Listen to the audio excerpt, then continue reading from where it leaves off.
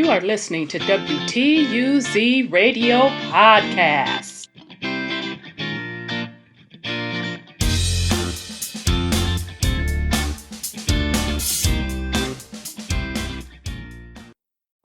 Welcome to WTUZ Radio Podcast. I am your host, Rhonda. And today's topic, we are going to talk about Liberia and how Liberia at one time, it was a colony of the Americas and specifically a Black colony. So the title of this podcast is The Black Colony of Liberia. Now, some of you may know this information. I am putting this information out, and I've talked about it several times as well as others that know this information have spoke on it. The reason I am putting this out there because I really want us to get a clear understanding of how much colonization not only went on around the planet, but who was doing it. Because the current narrative that we have is not the total picture at all. Okay, so let's get into a little bit of technology here. I'm going to start out actually with Wikipedia, and they actually did a good job, to be honest, on breaking it down. And then we're going to get into a little bit more details on this. All right, so here we go. This is Wikipedia speaking on the colony of Liberia. So the colony of Liberia, later the Commonwealth of Liberia, was a private colony of the American Colonization Society. And we're going to get in specifically what is the American Colonization Society. Beginning in 1822, it became an independent nation, the Republic of Liberia, after declaring independence in 1847. So it says early status and settlement. It is unclear whether or not Liberia was ever technically a colony at all. Unlike most other colonies in the 19th century, it had no charter and had no official allegiance or relationship with a sovereign nation. As one report explained, the colony belongs to and is under the immediate control and jurisdiction of the Board of Managers of the American Colonization Society. Even after it had declared independence in 1847 and established itself as a republic in 1848, few nations recognized its sovereignty. Indeed, the United States did not recognize Liberia's independence until 1862, after the southern states had succeeded and formed the Confederate States of America at the beginning of the Civil War. Okay, so we're going to get into this. I'm going to see if they're going to bring it up in here. I can't remember if they're going to bring it up in here. The American Colonization Society did not act alone in creating the colony. Much of which would become Liberia was a collection of independent settlements. Now, I want y'all to check this out. They are getting into a little bit.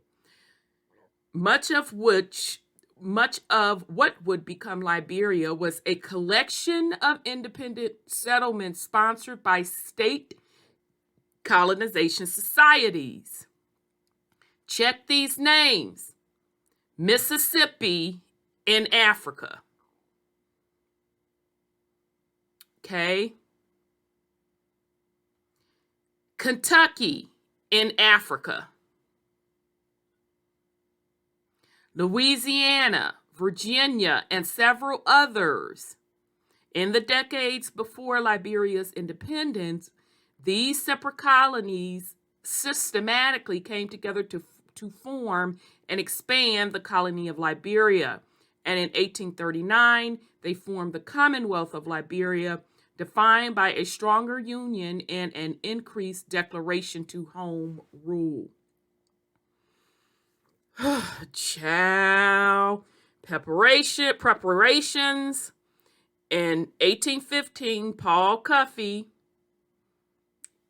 y'all by this point that rock with us, y'all should know who he is. And yes, he was melanated,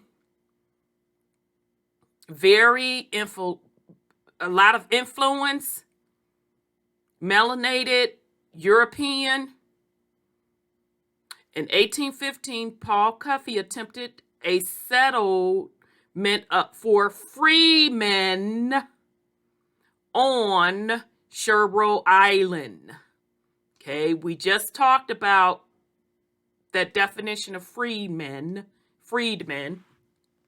but it failed within 5 years, and the survivors fled to Sierra Leone. Really now? So as we're going through this, I want you all to pay attention to the areas in Africa that they're talking about this colonization took place. Okay? Because those of you that are doing those DNA tests that are coming back saying that you're African,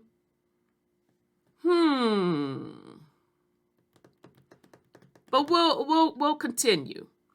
In 1816, leaders like Henry Clay, Robert Finley, and Francis Scott Key formed the American Colonization Society with the purpose of relocating freedmen to the Pepper Coast. So I'm going to stop there because I want to jump over to the American Colonization Society. I want us to get into that a little deeper. Okay, is this the one I wanted to pull? Because I pulled several on it. And this is actually off the WhiteHouseHistory.org, the American Colonization Society. In the late 18th century, the original 13 colonies dissolved and formed the United States. Okay, so we should know by now who formed the original 13 colonies. That was King James Stewart, who is melanated. Right? In 1787, delegates to the Constitutional Convention gathered in Philadelphia to craft a new federal government for the nation.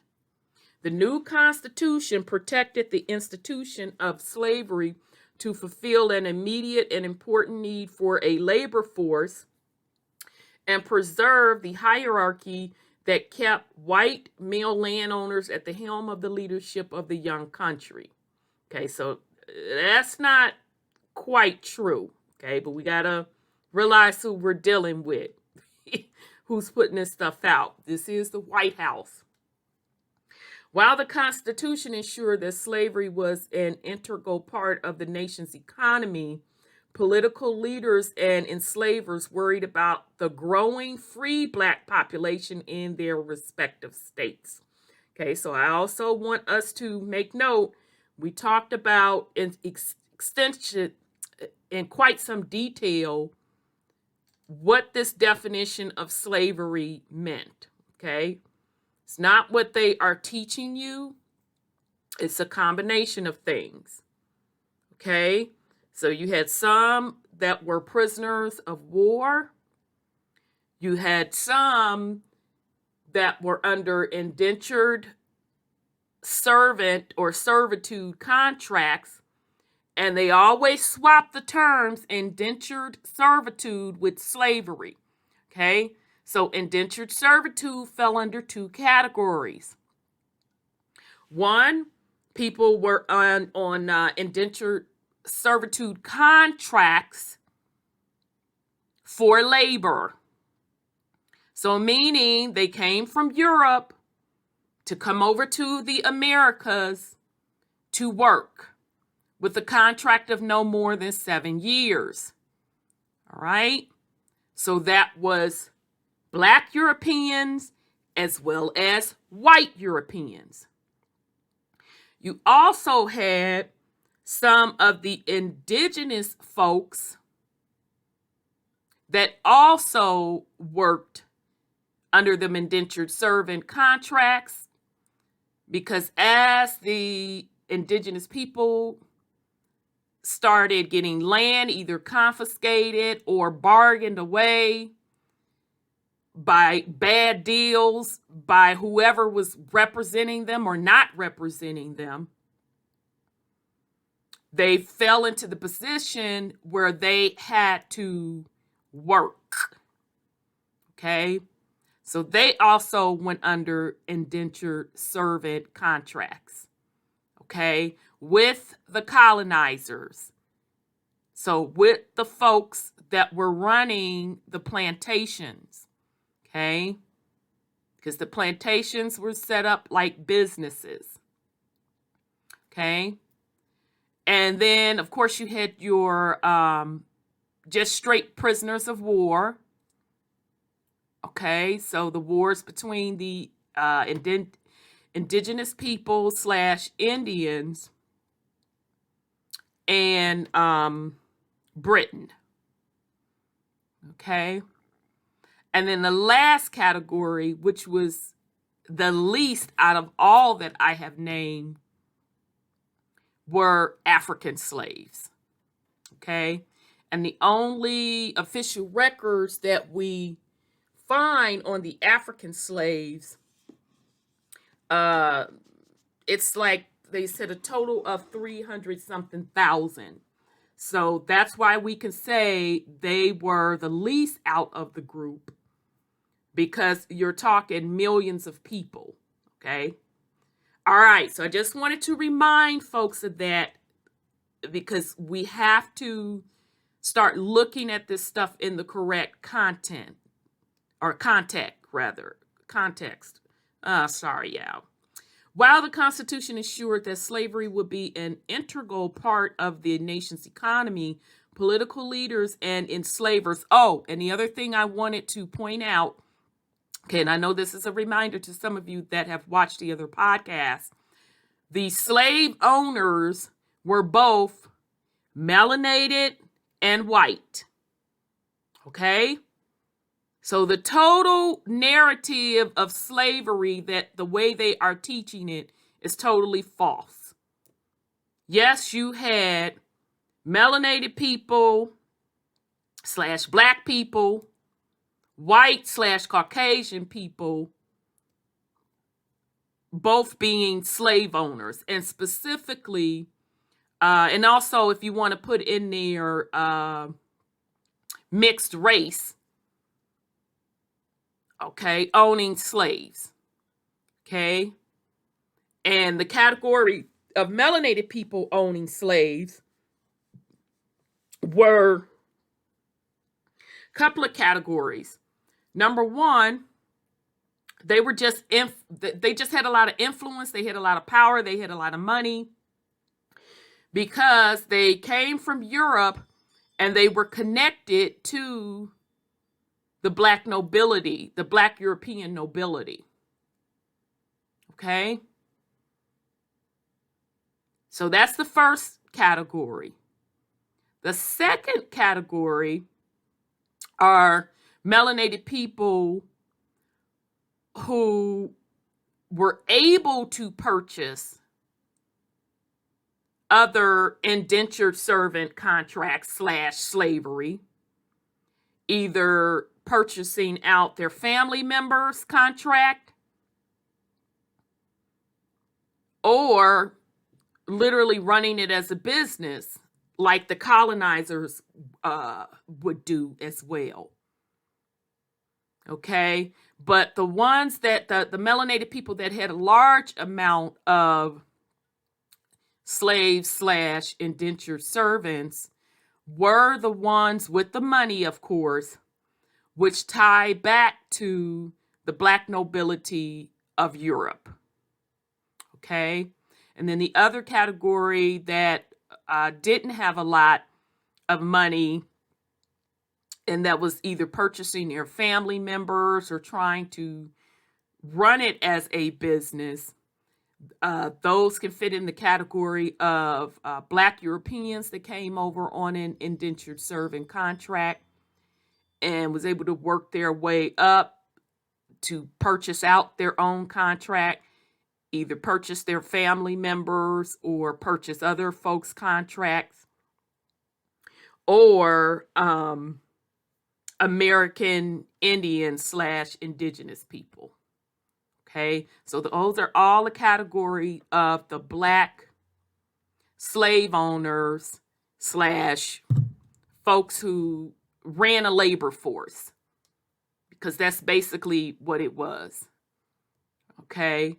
Horrible labor conditions, don't get me wrong, horrible labor conditions, but that's what it was. The other categories, of course, with mixed race, it is just like it sounds. They got in that position because, they had family members of influence.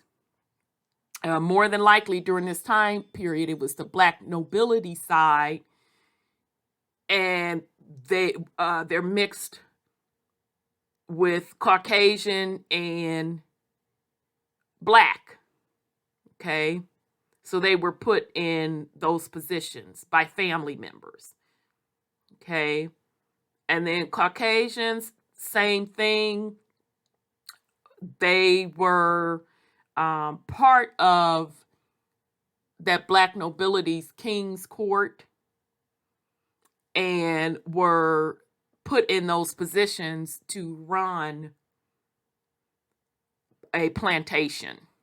Okay, so those are the categories of the folks that owned slaves.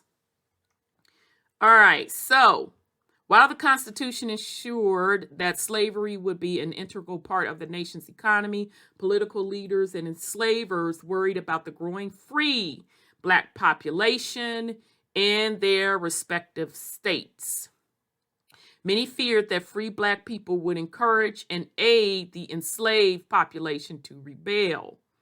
They sought a solution that would remove this threat to the institution of slavery, but would not create an economic disruption.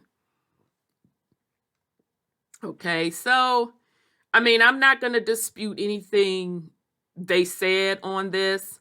Only difference is, as we talked about before, you have to understand that those that were concerned about this free Black population were also Black slave owners. Okay, so that's the only, of course, missing thing in this as well. Okay, because yes, at the end of the day, this was all about economics, it was business. A series of insurrections and rebellions sparked new debates over slavery and emancipation, as well as colonization.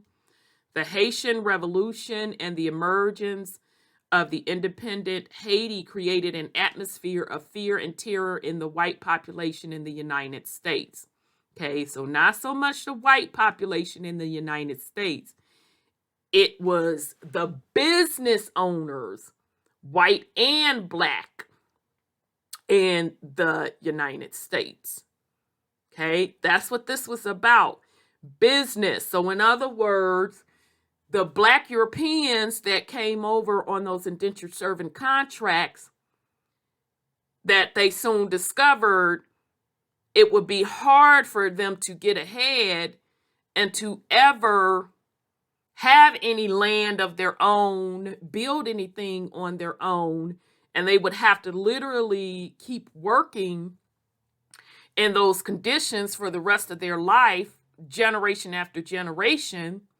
And then you had the indigenous population whose land had been confiscated and they lost wars.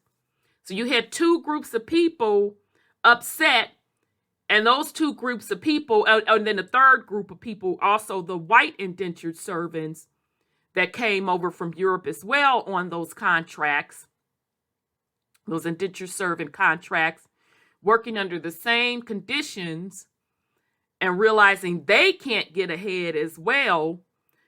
So you had the working class ticked off because they were benefiting the least out of the deal, working under horrible conditions. Okay? So that's what that was about. Okay? All right.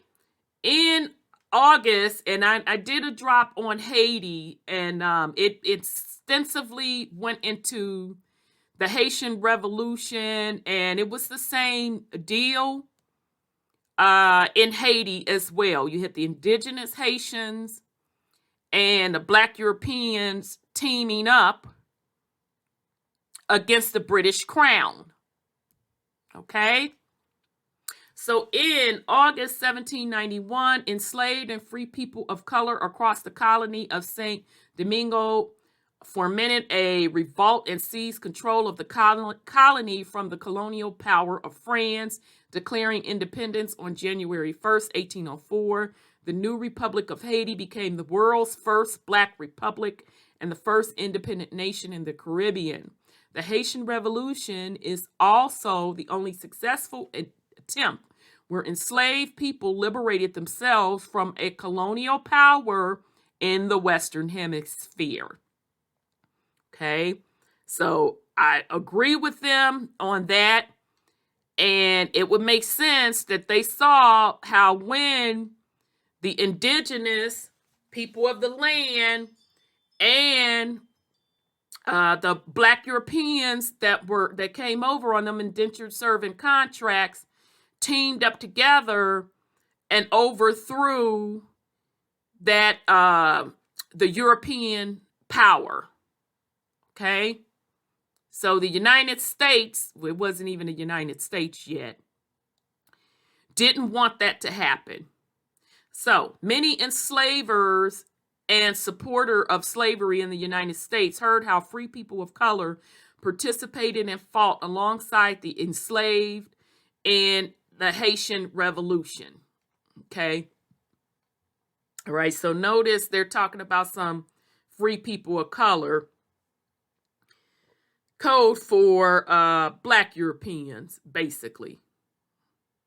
These reports reinforce their shared belief that the free people were an active threat to the institution of slavery and needed to be separated from the rest of the country's population. So I'm going to read that again. These reports reinforce their shared belief that free Black people were an active threat to the institution of slavery and needed to be separated from the rest of the country's population. In 1800s, officials in Richmond uncovered plans for an insurrection led by an enslaved person, Gabriel, suggesting that the Haitian Revolution encouraged other enslaved people to rise up against their enslavers. Both the Haitian Revolution and Gabriel's rebellion prompted white leaders to take precaution to prevent a race war from breaking out in the state. Okay, so again, we got to remember they're putting white leader in here, but remember, melanated folks own indentured servants / slave contracts as well. Virginia passed laws creating tighter restrictions on or outright prohibiting emancipation, while legislation in Maryland, Delaware, Kentucky, and Missouri policed and restricted the movement of enslaved and free Black people.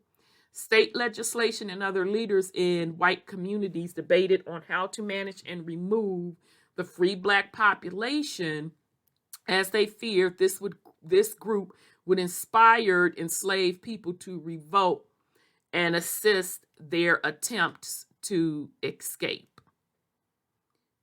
All right.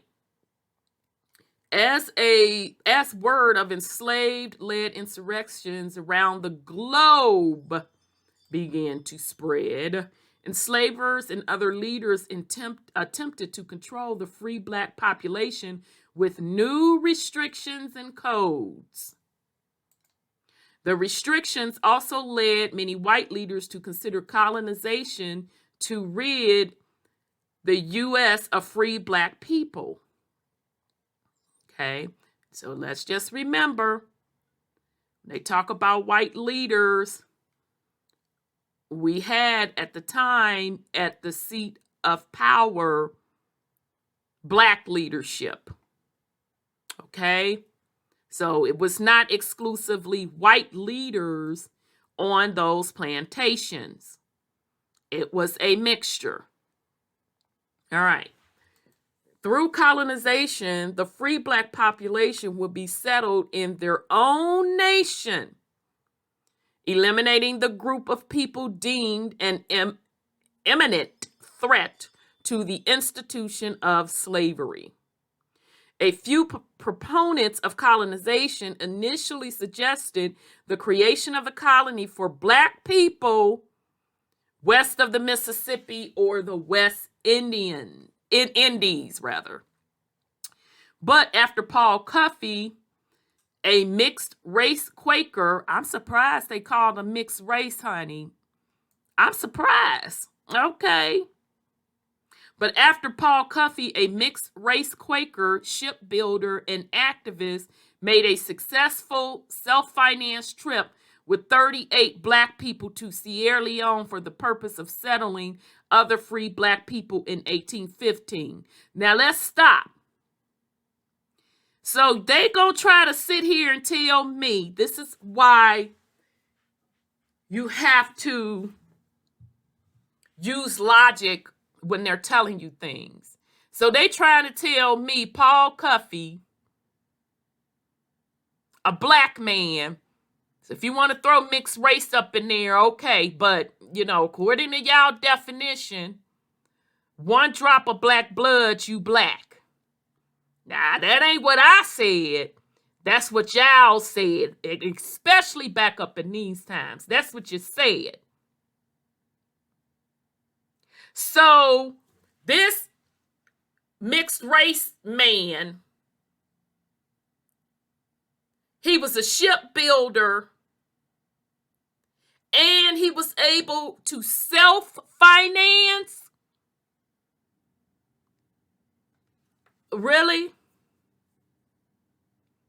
He was able to self-finance a trip with 38 black folks to Sierra Leone for the purpose of settling other free black people in 1815? No, blood, no.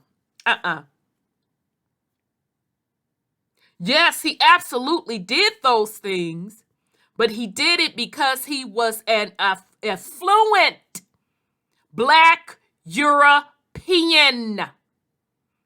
It proves the point of the involvement of black Europeans in early colonization.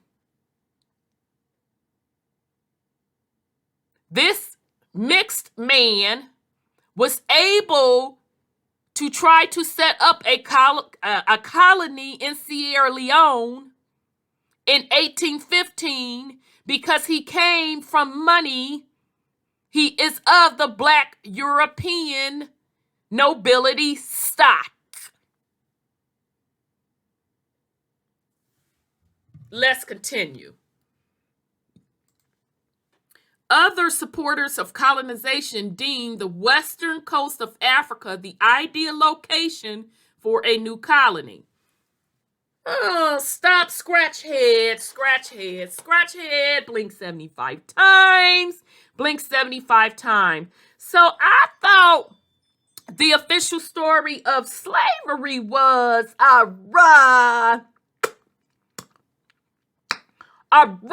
that they took millions and millions of them black Africans from West Africa over to the Americas to be slaves, to be the labor, to work. And so now you have a black man that self-financed this trip now. Let's not forget that. He self-financed this trip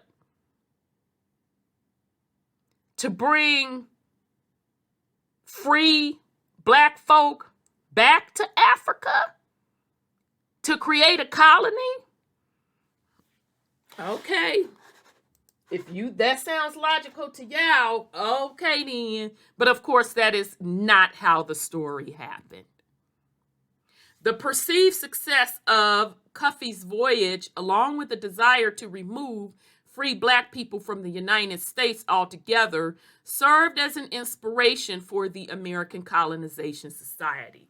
Now, I do want to point this out as well, that some people say, and, I'm kind of leaning towards what I'm going to give it the benefit of the doubt, this particular logic, because some people say that know this information, that they were also trying to set up this colony in West Africa. Of course, it was expansion of their British Empire, as they always do, because remember, it's always about them coins for them. Okay, so that was the number one main reason. The number two reason, some people say, is that they had promised some of them other black Europeans, they had promised them positions of power.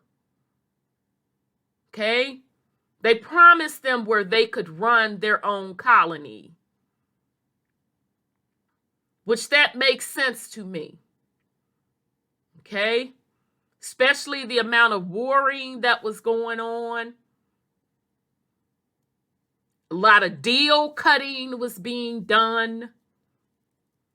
So when I heard, and I forget who I heard that from, but I'm tending to agree with them that was another underlying thing as well. That what a perfect way to expand the British Empire with another colony, and then also get some of the other people, some of the other freedmen to run this African colony. Okay? All right, so that's just something to think about. I had another point and I lost it. Dang, and it was a good point. Dang on it, maybe it'll come back to me. All right, so originally known as the American Society for Colonizing for the Free People of Color of the United States, child, that's a lot. The American Colonization, that's the other point I wanted to make. I'll go back and reread that. The other point I wanted to make, when I find it interesting that when they talk about going over colonizing somewhere, a lot of times they gloss over the fact that there's already indigenous people living on those lands, minding their own business. So yet again, you have a European nation picking spots to go over and take somebody else's land for the purpose of doing business / profit. Okay? So I'll reread this part.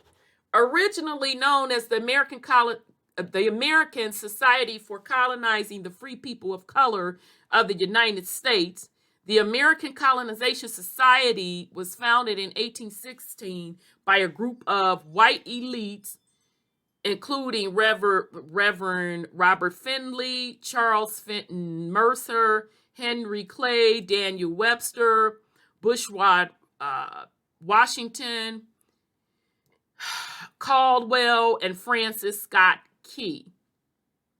Okay, now I would have to dig into these names to see if all of them were white. I'm just going to be honest. And I say that only because we know who had the seat of power at the time of 1816, who formed the 13 colonies, who owned slaves, who was involved in the colonization of Haiti.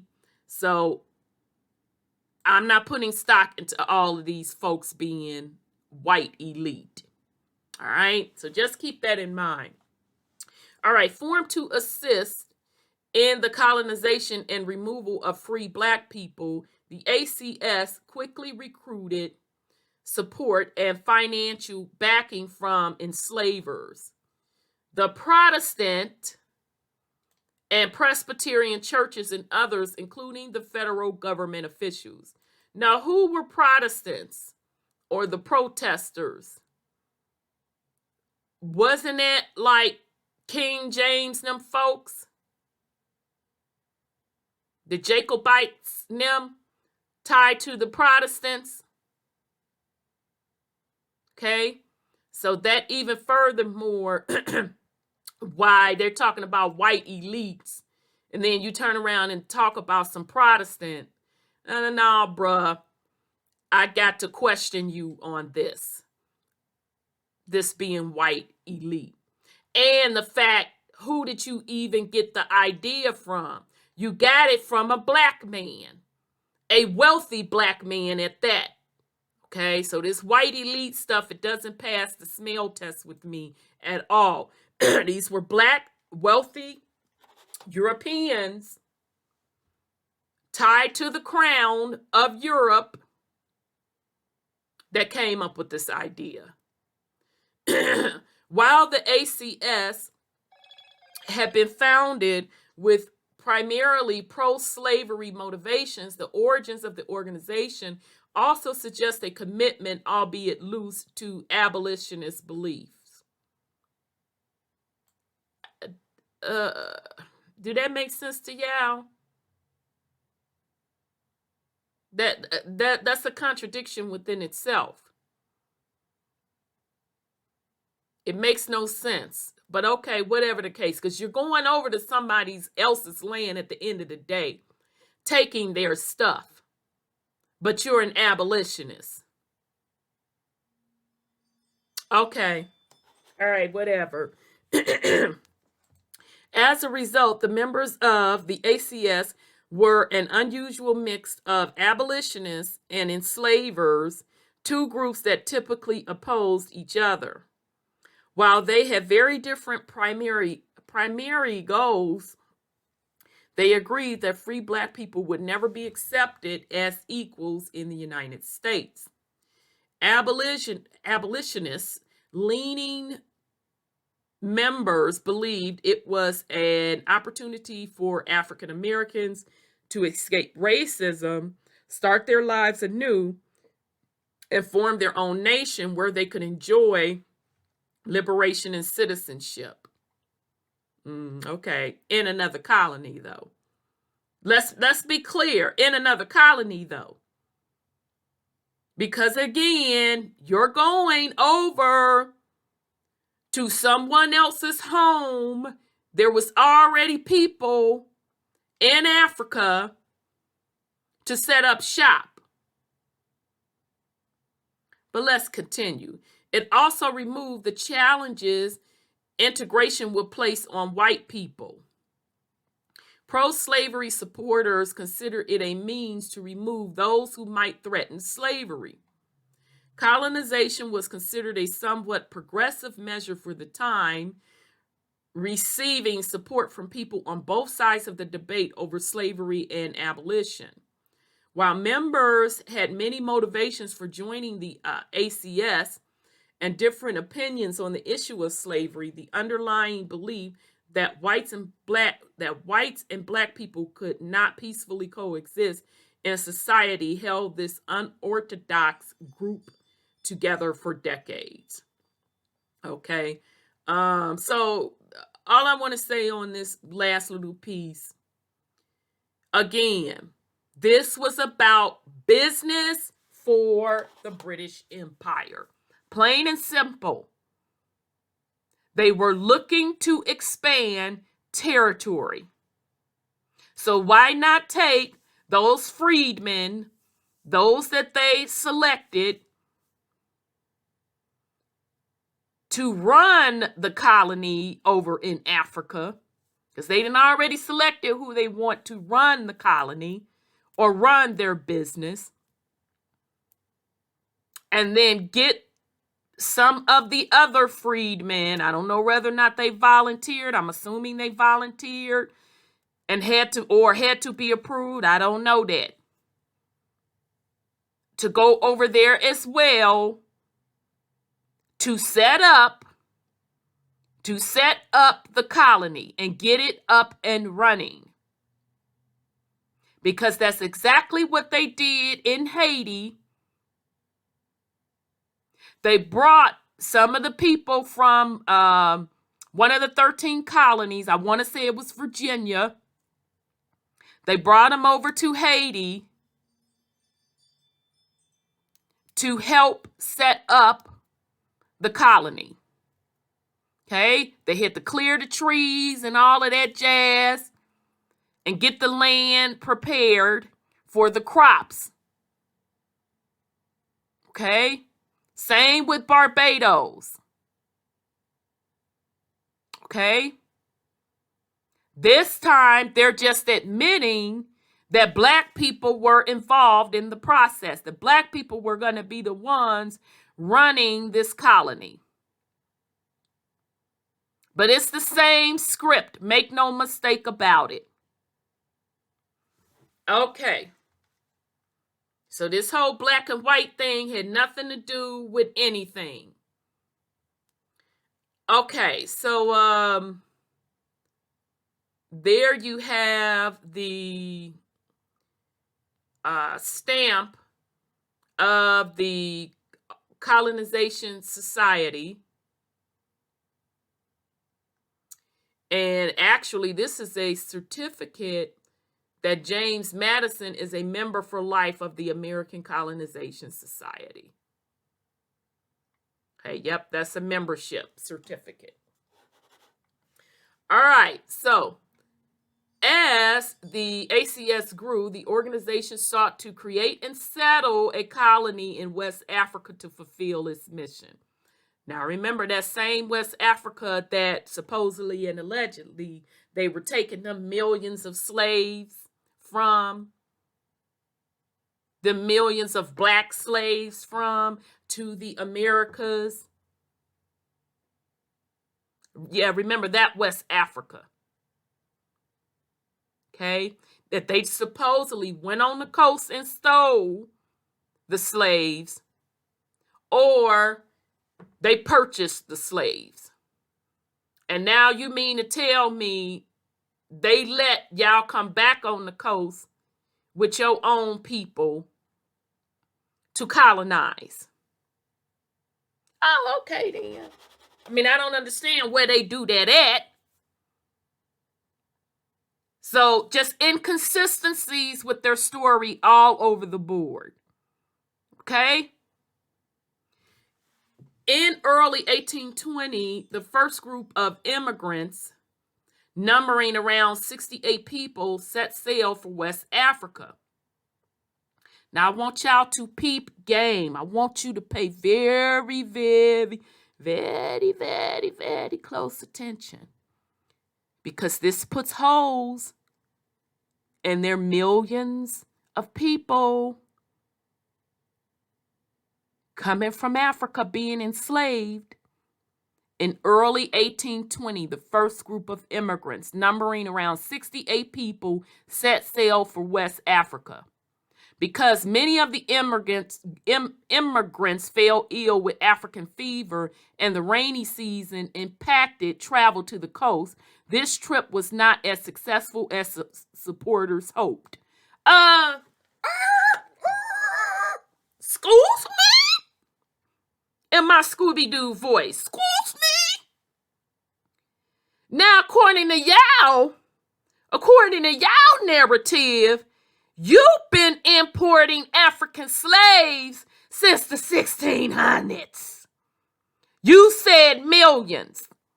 Now it's 1820 blood.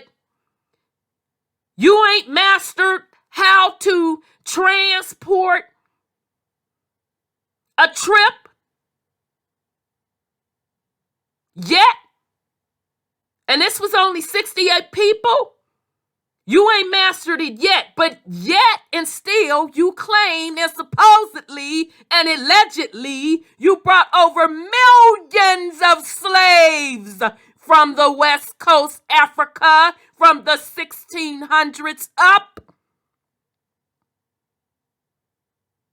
And you couldn't even transport 68 people. But you've been going back and forth to Africa, to the African coast since the 1600s.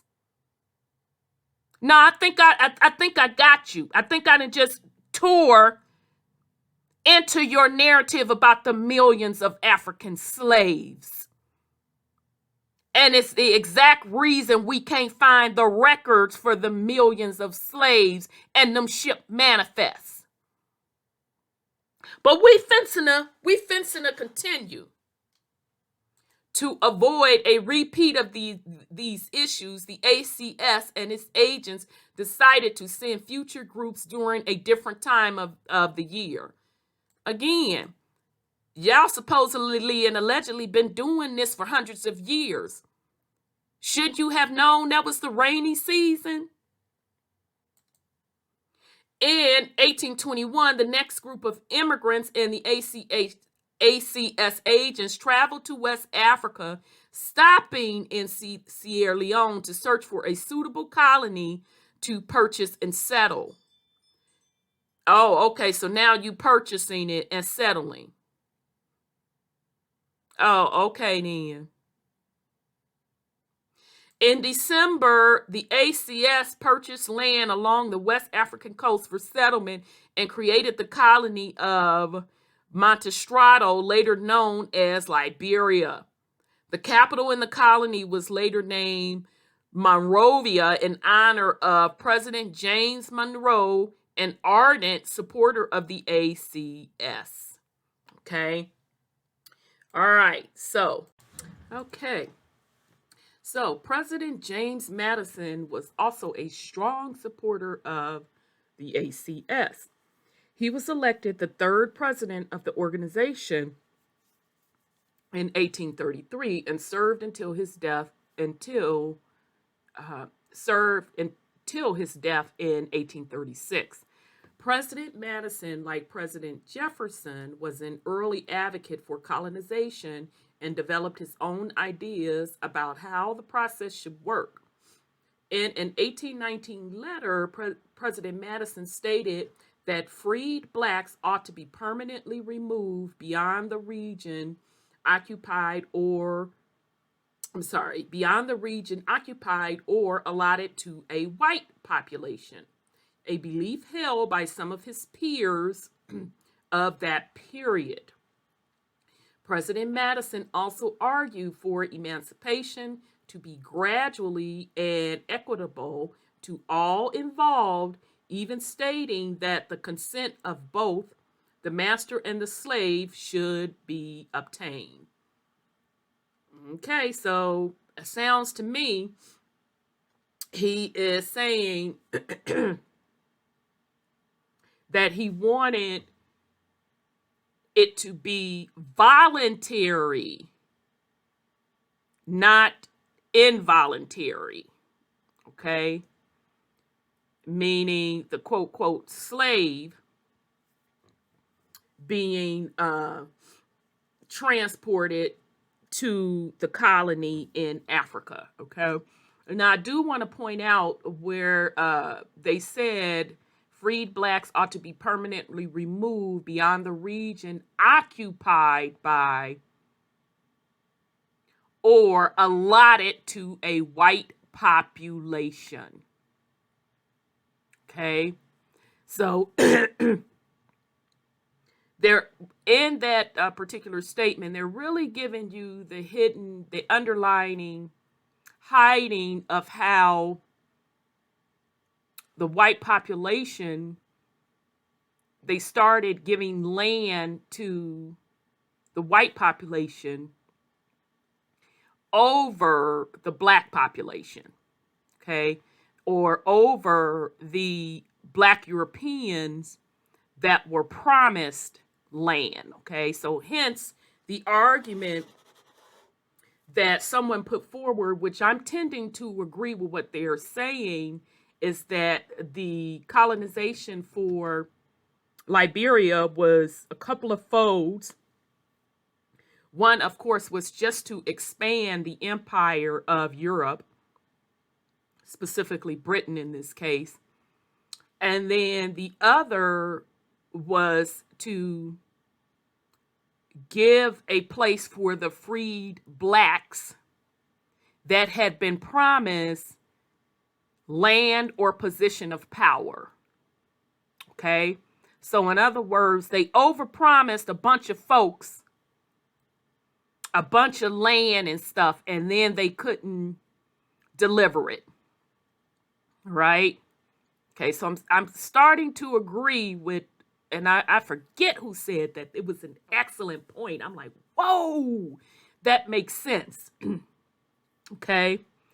All right. Although President Madison supported colonization and disagreed with the practice of slavery, he never emancipated his enslaved laborers. Okay, enslaved laborers, that's a better term than just slaves. So you see how they double talking that, but to be honest, that's a much better term than slaves. So he didn't agree with slavery, but he never emancipated his enslaved laborers, aka his indentured servants. He didn't let them out of their contracts during his lifetime or after his death, nor did he offer them the opportunity to immigrate to Liberia. Now that's interesting. He didn't let them out of their indentured servant contracts. Oh, and the other thing with those indentured servant contracts, they were not supposed to last more than 7 years. And you had some of the owners of those contracts, meaning, i.e., slave owners, that were locking folks into indentured servitude for life. Okay, so they were really abusing the work-labor situation, all right, which was another reason that the population that was working those contracts revolted as well.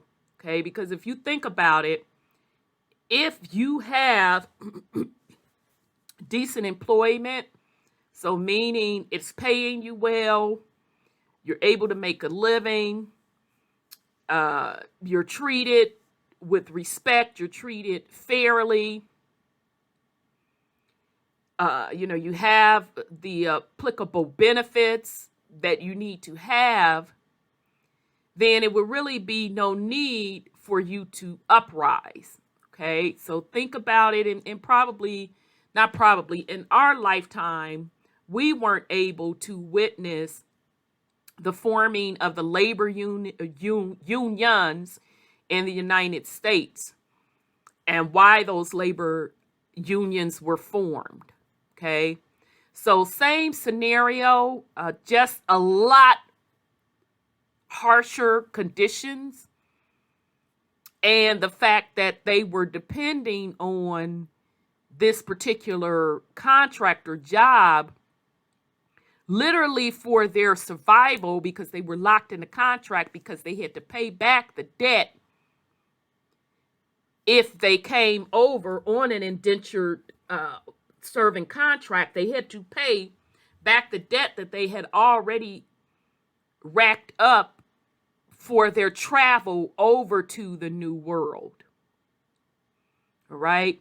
So if you're already in the hole with the debt, and then as you're working this contract, you're really not able to get out of the contract because you have to pay your living expenses and you have to pay back the loan. It keeps you in perpetual poverty. Okay. All right. So that's interesting that they put that in there. He's against slavery. He supported immigration to Liberia, but he didn't let his enslaved laborers out of their contract, nor give them the opportunity to go to Liberia, which would make sense because if they're under contract, they would have to get the permission, meaning the laborer / slaves would have to get the permission from the contract holder / slave owner to break that contract to go over to Liberia. Right? Okay. All right. So let's continue. Oh, before we continue, those that can see, here is a map of Liberia. Let me see if I can blow this up, give you all a better view of it. I can't read the words on it. Okay, it's showing you the coastline. Sorry, I can't read the different cities or towns that they establish in those areas. But based on Wikipedia, we know some of them were called, I'm just going to jump back over here real quick,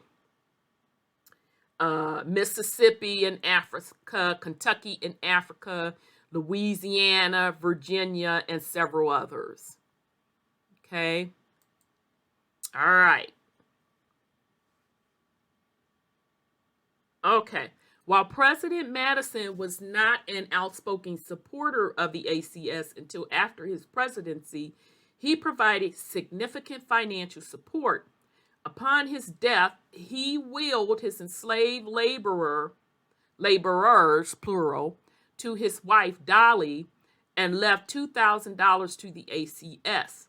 The money for the ACS was to come from the selling of his papers, also left to Dolly Madison, which the federal government ended up publishing after debating the government's affiliation with the ACS. While President Madison never participated in the colonization process, he did not want to send freed Black people to Liberia without their consent. He bequeathed considerable financial support to the ACS so the organization could continue its work. Like his immediate predecessors, President James Monroe was a supporter of the colonization and the ACS. During his tenure as governor, Monroe played an active role in the movement to punish formerly enslaved Black people who supported or actively participated in enslaved-led uprising by transporting them outside of Virginia. He later pushed colonization as a solution to deal with the free Black community that terrified the white land-owning and enslaving populations. Okay, so I'm not even going to dispute that. I think it was a combination of things for sure. Number one, the folks that were going to be running the colony, they were definitely either direct descendants of the Black European nobility, or they were in their court, their boys and them, they had position of power. The other Blacks that were going to work the lands, I do believe that it was a combination of the freedmen, and also they were encouraging the quote troublemakers to go head on and go over there as well. Okay. All right. Okay. Because at this time they were starting to give white folks land. Okay. Not all across the board, but they were starting to give white folks land. Okay. Hence is why the Buffalo Soldiers were formed out of the Civil War to protect those landowners and the assets of the United States government, and protecting the landowners out west, those settlers, okay, quote, quote, settlers, who were allotted indigenous peoples' land. Okay, so yes, I'm agreeing with this part. But note, it was a combination of things. It was not just one thing like they tell you. All right, so while not explicitly active with the main chapter of the organization during his presidency, President Monroe did use his influence and power in the White House to help the ACS obtain the necessary authority to carry out its early voyages. President Monroe was primarily motivated by his desire to preserve the Union by removing any threats to its future, which benefited the ACS. During his presidency, President Monroe became close friends with ACS co-founder Charles Fenton Mercer, a former member of the Virginia General Assembly. Upon Mercer's transition to Congress, the two worked together to push for colonization on a national level by passing legislation that aided ACS's efforts. In early 1819, Mercer introduced a bill that would amend the 1807 law banning American participation in the African slave trade. The new provision called for the United States Navy to patrol the African coast and intercept any slave ships, and required the president to return the Africans on the ship. Okay, so again, if they had to go through all of this of banning the African slave trade, and they were intercepting ships, why when old boy in, bear with me, I gotta scroll back up. Why when Cuffey had his little expedition, they needed to go in 1821 with 68 people, they all died. Because Cuffey had the support to go over there. So I'm sure he had a couple of folks on there that were skilled in navigation. So why all of them had died? But now y'all telling us that in 1807, they were stopping ships, this, that, and the third. Oh, okay. Okay, then. The Navy would also provide agents on the coast that would assist with the resettlement of these Africans and other freed people. After Congress passed the bill, President Monroe signed it into law in March 1819. Because of Mercer's connection to the ACS, the organization nominated delegates who served as agents on the African coast and used funds appropriated in the bill to agents to buy land for a settlement. Okay, so basically, this is a BS story about them seizing all of these ships because you contradict yourself. Then a couple years later, Cuffey tried to go over there and couldn't make it over there. Okay, with far less people, because according to y'all narrative, millions of African slaves were coming over to the Americas since the 1600s. So you all should have mastered by that time navigating back and forth from Africa to the America's coast and vice versa. All right?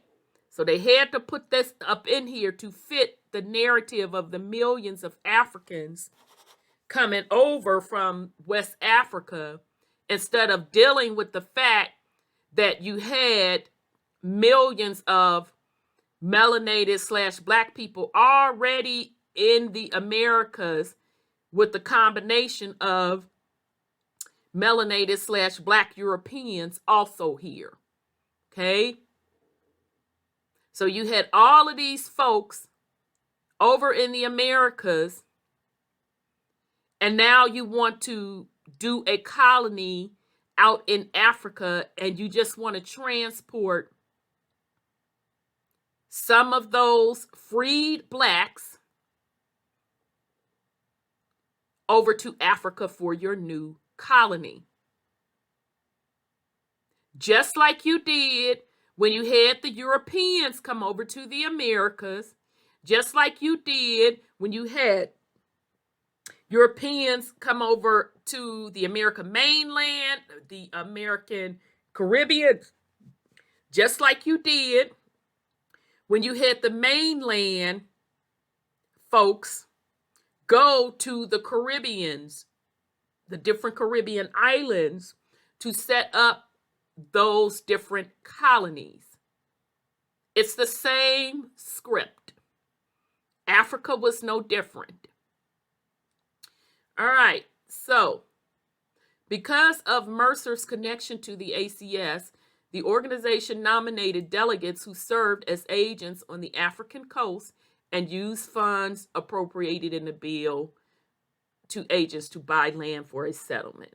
All right, so let's blow this up and see what they're talking about. Okay, information about going to Liberia, things which every immigrant to Liberia ought to know. I don't know if that's common objections to going to Liberia answered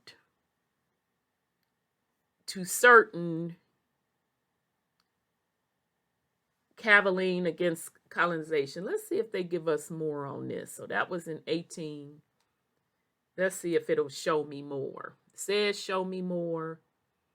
Is it going to show me more? Of course not. It's not going to show me more. Of course not. Okay, it was just a photo, but it's an article behind this photo. Okay, so let's continue. President Monroe could not explicitly endorse the ACS while in office, but he found other ways to support the organization. President Monroe worked to suppress the slave trade and even provided some private financial support to the colony to Liberia. To honor Monroe, the ACS passed a resolution in 1824 that renamed Liberia's capital after him. After his presidency ended, Monroe became more open in his support of colonization and the ACS, serving as president of an auxiliary chapter of the ACS and later vice president of the Colonization Society of Virginia. Okay, so I'm just assuming Monroe couldn't publicly come out and support ACS because, like any politician, now this is just me guessing, I don't know this for sure. He probably got in office with his quote, quote, supporters being against it. Okay, I'm just guessing that. Like his predecessors, President Monroe never participated in colonization by emancipating his enslaved labor and sending them to Liberia, despite his beliefs that slavery was unjust and a detriment to the U.S. Yeah, so I'm willing to bet that publicly he was rocking with the population that was like, what do you mean be against slavery / these indentured servant contracts? No. So that's what I'm guessing. Even though he is known as a champion for emancipation and freedom for Black people, President Abraham Lincoln also endorsed colonization earlier in his life and even during his presidency. Y'all peep that? He believed that Black and white people could not coexist after emancipation and supported sending free Black people to Liberia or Central America. On August 14, 1862, President Lincoln invited a group of prominent Black leaders to the White House to discuss colonization. He argued that the Black and white population, or the Black and white people, were not capable of living together in the United States, and that it was unfair to both groups to have to suffer in each other's presence. So could that be, excuse me, could that be the fact that you're now starting to see white people in power, and white people, now not all white people, were allotted large chunks of land in the Americas, and land that was either formerly owned by even some of the Black Europeans. And of course, the most important thing was really indigenous people's land. Okay? So what better way than to set up another colony in Africa? Number one, let's not forget, it's always about business. It's always about business. So in their eyes, it would have been a win-win. Expanding the British Empire, being ran by the quote, quote, newly formed American Empire. And then you can also give those Black Europeans, those freedmen, some land and a business since they were displaced. Okay? So I am starting to agree with that theory more and more, that was the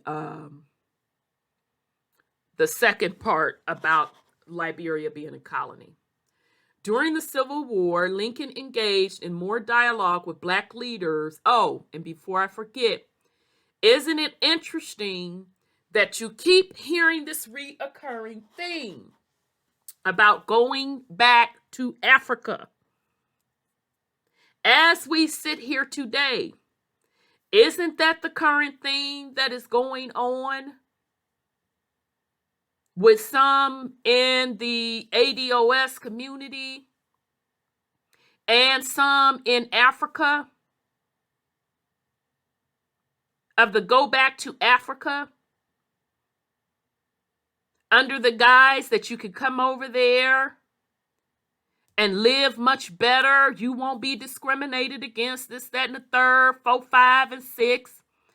So this time, instead of it being Sierra Leone or Liberia, it's the other place. I don't know why I can't think of it right now. But y'all know what I'm talking about.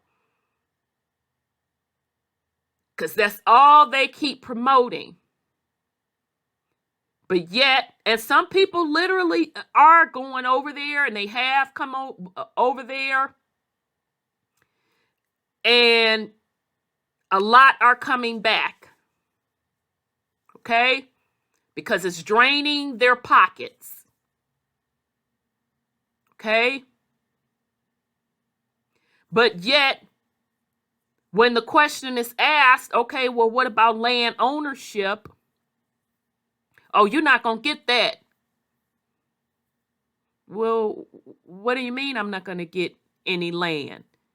How I'm going to give you something that my people don't have?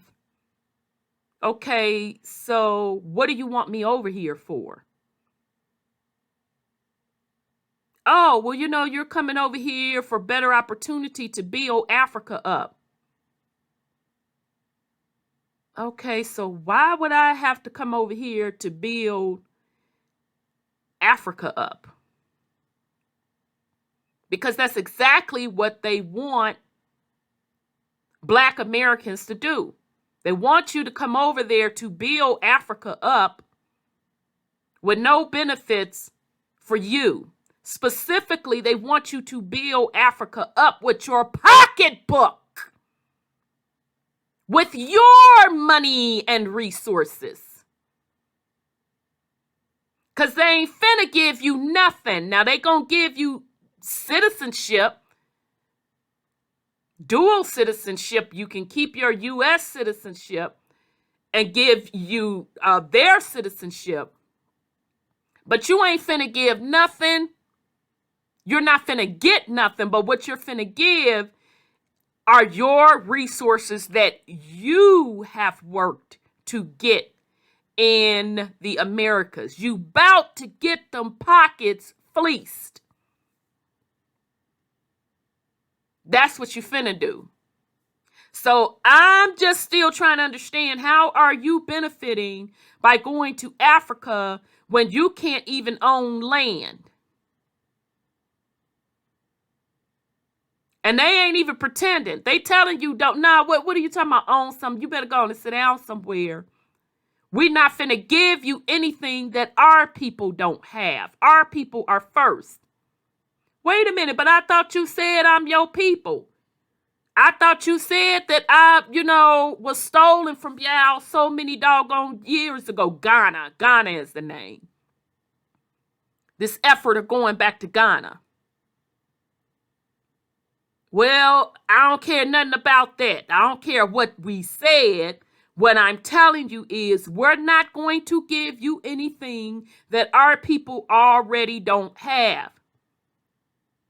So the question becomes, well, if your people ain't got nothing, and this is ran by black folk, and it's been being run by black folk, I'm coming over here because of what now? How is it benefiting me? It's not. You're going over there to get your pockets fleeced. Hence, why some people are running back over to the U.S. in droves. Because they went over there with the idea that it was brothers and sisters working together, woo-woo, this, that, and the third, only to get over there and discover the infrastructure is not there. And they're paying hand over fist money being drained out of them just to live in less conditions than what they left. And not to mention that the population does not look at you as a brother and sister, does not look at you as an indigenous African.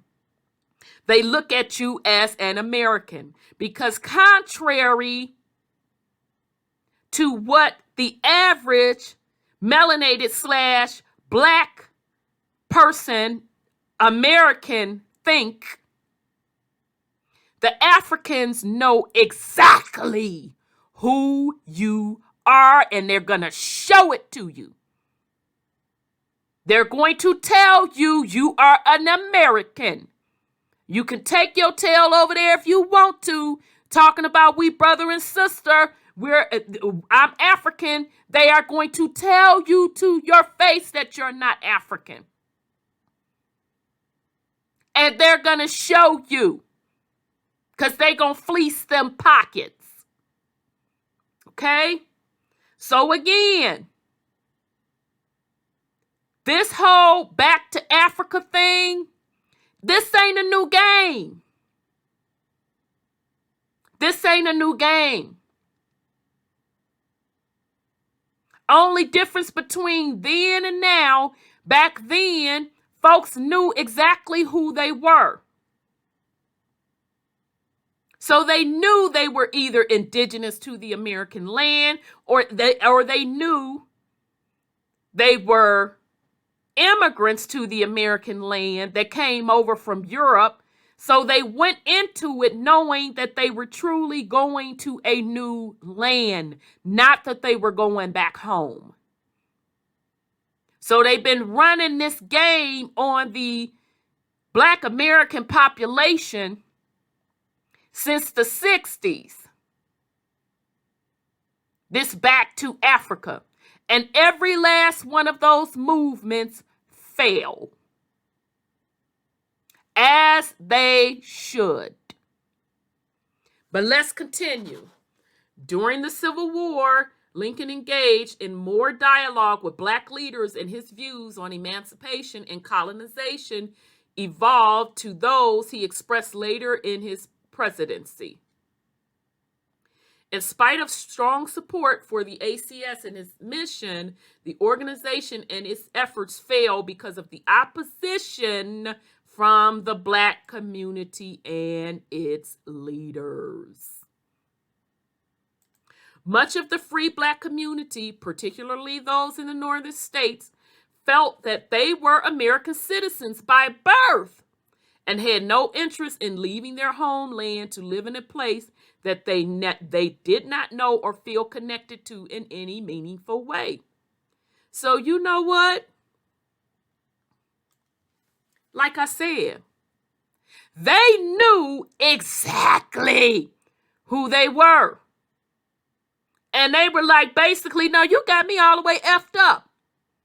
I ain't finna go over there. I don't know nothing about no Africa. Those aren't my people. I was born over here. This is my homeland.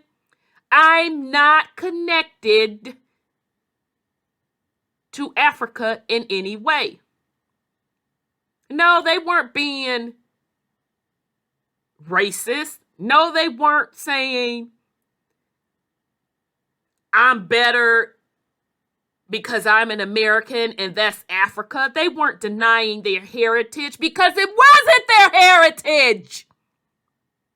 They knew exactly who they are. That's why they couldn't run that Go to Africa game on them. So I find it very, very, it's sad at this point. And then in other cases, it's hilarious when people try to shame other folks who say, look, get out of my face with that go back to Africa stuff. I'm not from Africa. And because others don't know who they are, try to shame Black Americans on this concept. That's the part I find comical. Okay? Again, this is why it is important for you to know your heritage via your genealogy. Now, whether or not somebody choose to go to Africa and live, I don't care. That's your business. Do you? But what I do care and get concerned and quite frankly get pissed off is for Black Americans to go over to Africa thinking that it is their heritage because they don't know who they are. That pisses me all the way off because they're making a decision with not having all of the information. So it's not fair to them, and it's certainly not fair to the African population. Okay, but let's continue. As a result, few free Black people willingly traveled to the colony of Liberia, and over time, the number of immigrants decreased from 11,420 in 1830 to 7,836 by the 1850s. Okay. All right. The immigrants also dealt with severe challenges upon their arrival in Liberia, and the poor living conditions in the colony deterred other free Black people from settling in the colony. The settlers suffered from a high mortality rate and face hostility from the indigenous people who tried to defend their homeland from colonizers. Don't that sound familiar? Wasn't this same game ran on them Europeans, black and white Europeans, when coming over to the New World? Wasn't that same game ran on them, that this is the land of the opportunity, the land of milk and honey, this, that, and the third? But yet, you had indigenous people already living on the land. Like, who you? Who you be? You not from here, I know it. Don't nobody over here know you. Who you be? Oh no, you're not coming over here trying to tell us how to run nothing. This is our homeland. Our people been here for thousands of years. What are you talking about? No, you can't come up here setting up shop, telling us we got to pay for this, pay for that, be taxed on this, be taxed on that. How is this this part of this land your land? That's been in such and such so-so's family for thousands of years. So you mean to tell me they didn't run that game yet again, or call themselves running that game yet again in Africa? And that's why them black Europeans was like, nah, blood.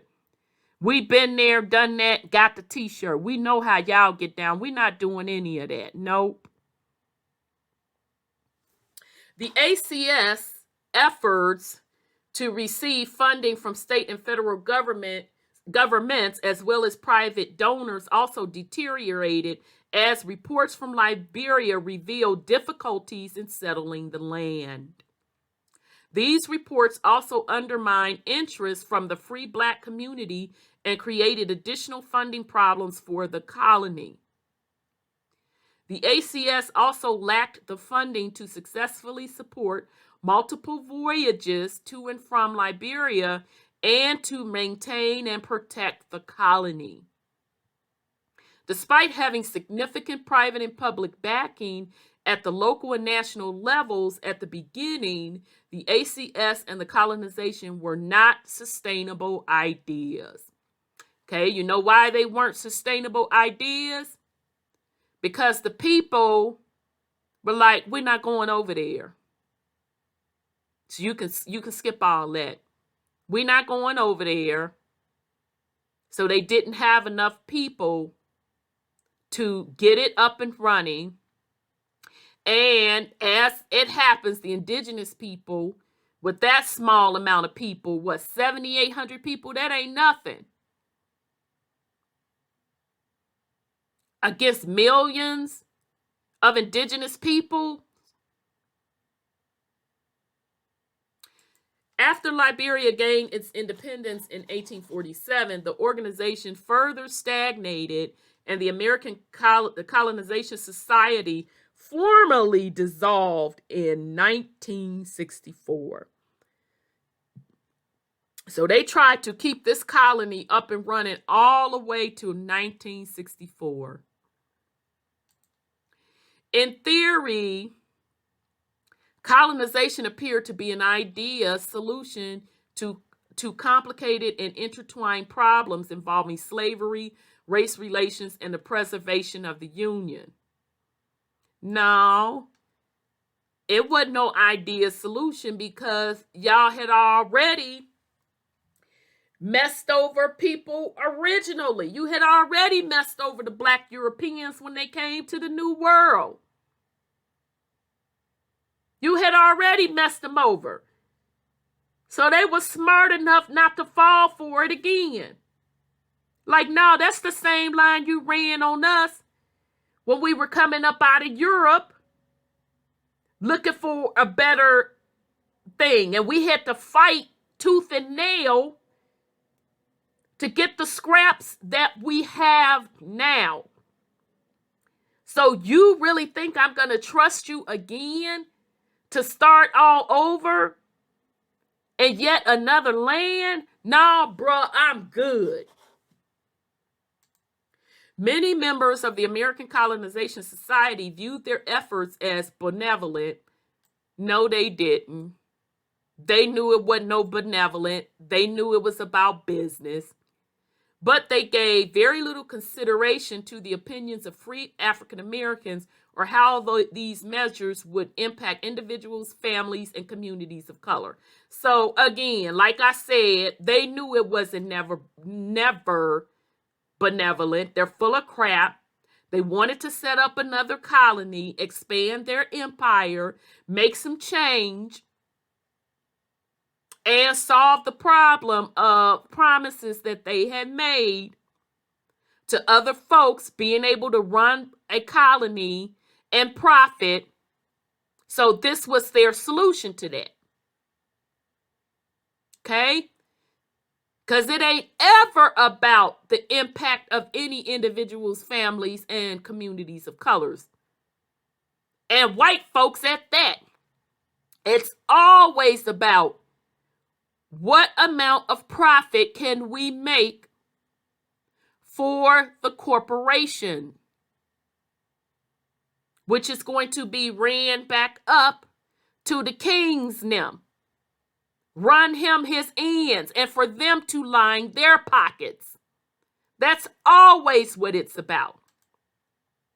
Colonization became a convenient alternative to emancipation, justifying the removal of a group of people deemed inferior while avoiding a direct confrontation with the institution of slavery and the larger scale manumission of enslaved people. Okay. All right, so again, they can go on with that last part. This was about business. Bottom line.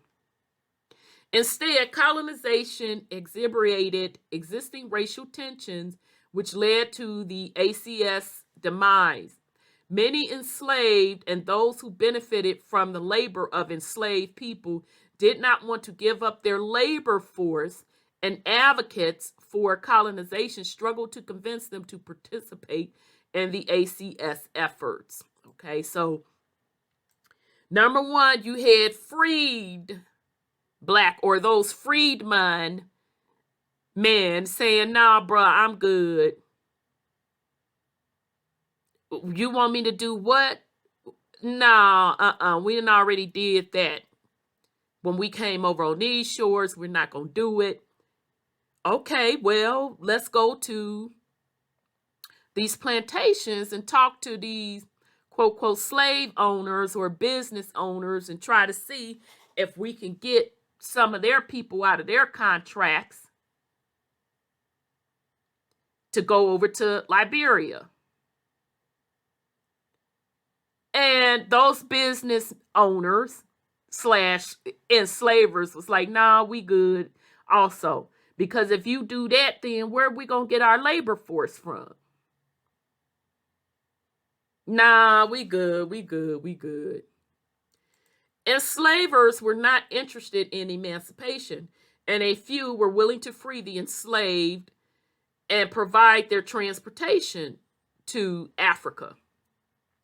Well, if they wasn't even going to pay, buy them out of their contracts, I know they was like, if you don't get out of my face. Those who initially supported the efforts of colonization in the free black communities, like businessman James Fortin, eventually turned against the ACS and supported the efforts of abolitionists like William Lloyd Garrison, who fought against colonization.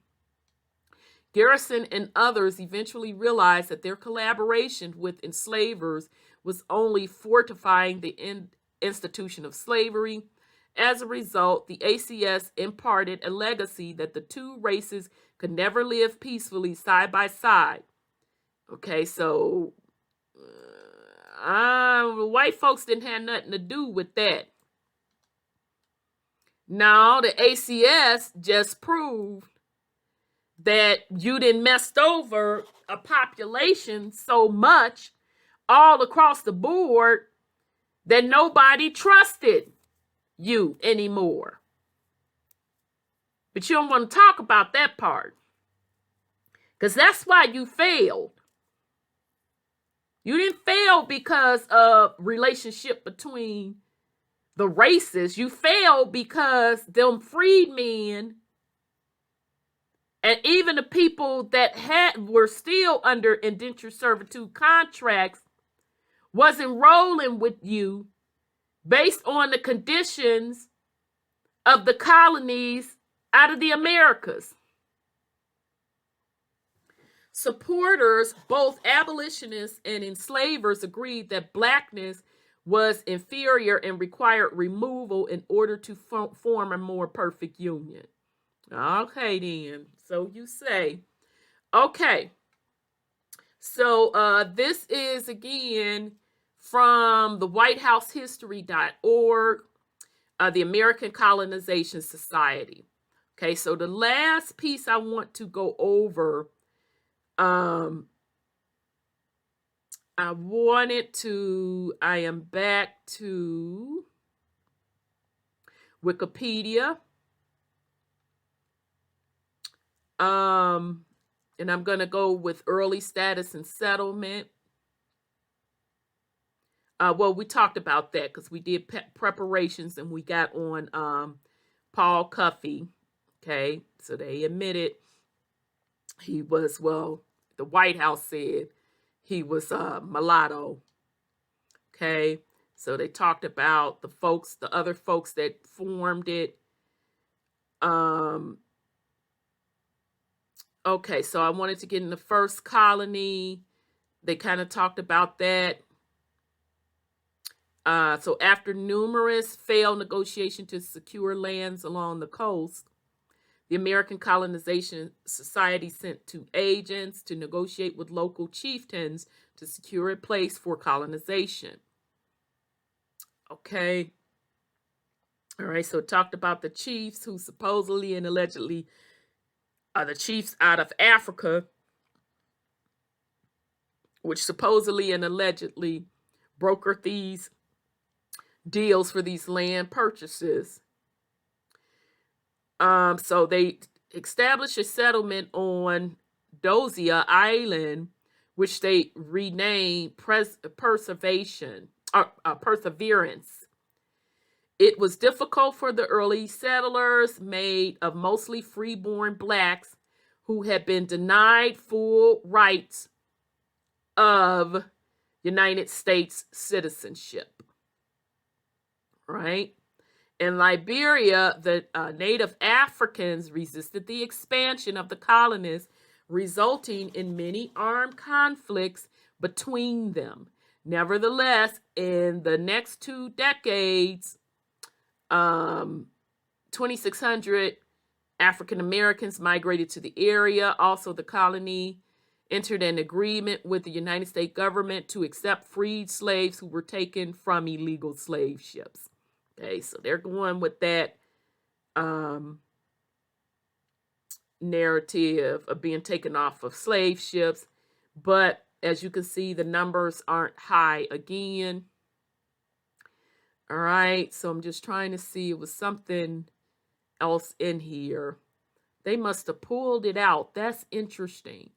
Okay, I'm going to go in here because I found where the leaders, and I'll pause this and go look for it, that it shows you all of the leaders of Liberia, because I want you to see those names. So I'm going to see if I can find that. I could have sworn it was under this particular label. And then I also want to just review real quick Liberia's constitution, and then we're going to wrap it up. So let me try to see if I can find the Liberian leaders, because the names on it, they are. Okay, we still had a little bit more. I wanted to go over regarding Liberia. Want to get into the leadership, and then how they spun it into. Let's just go over the leadership and what they did. Okay, so it says the ACS administrators gradually gave maturing colony more self-governance. In 1839, well, let's back up. So just so you all know, I switched over to Wikipedia. This is the history of Liberia. So literally, I had to go to I have to go to a couple of places to get the complete picture of Liberia. All right. So we'll back up and go to the high mortality, although we already talked about this. But it says the ACS knew of the high death rate, but continued to send more people to the colony. Professor Schick writes, the organization continued to send people to Liberia while very much aware of the chances of survival. Okay, now remember, according to the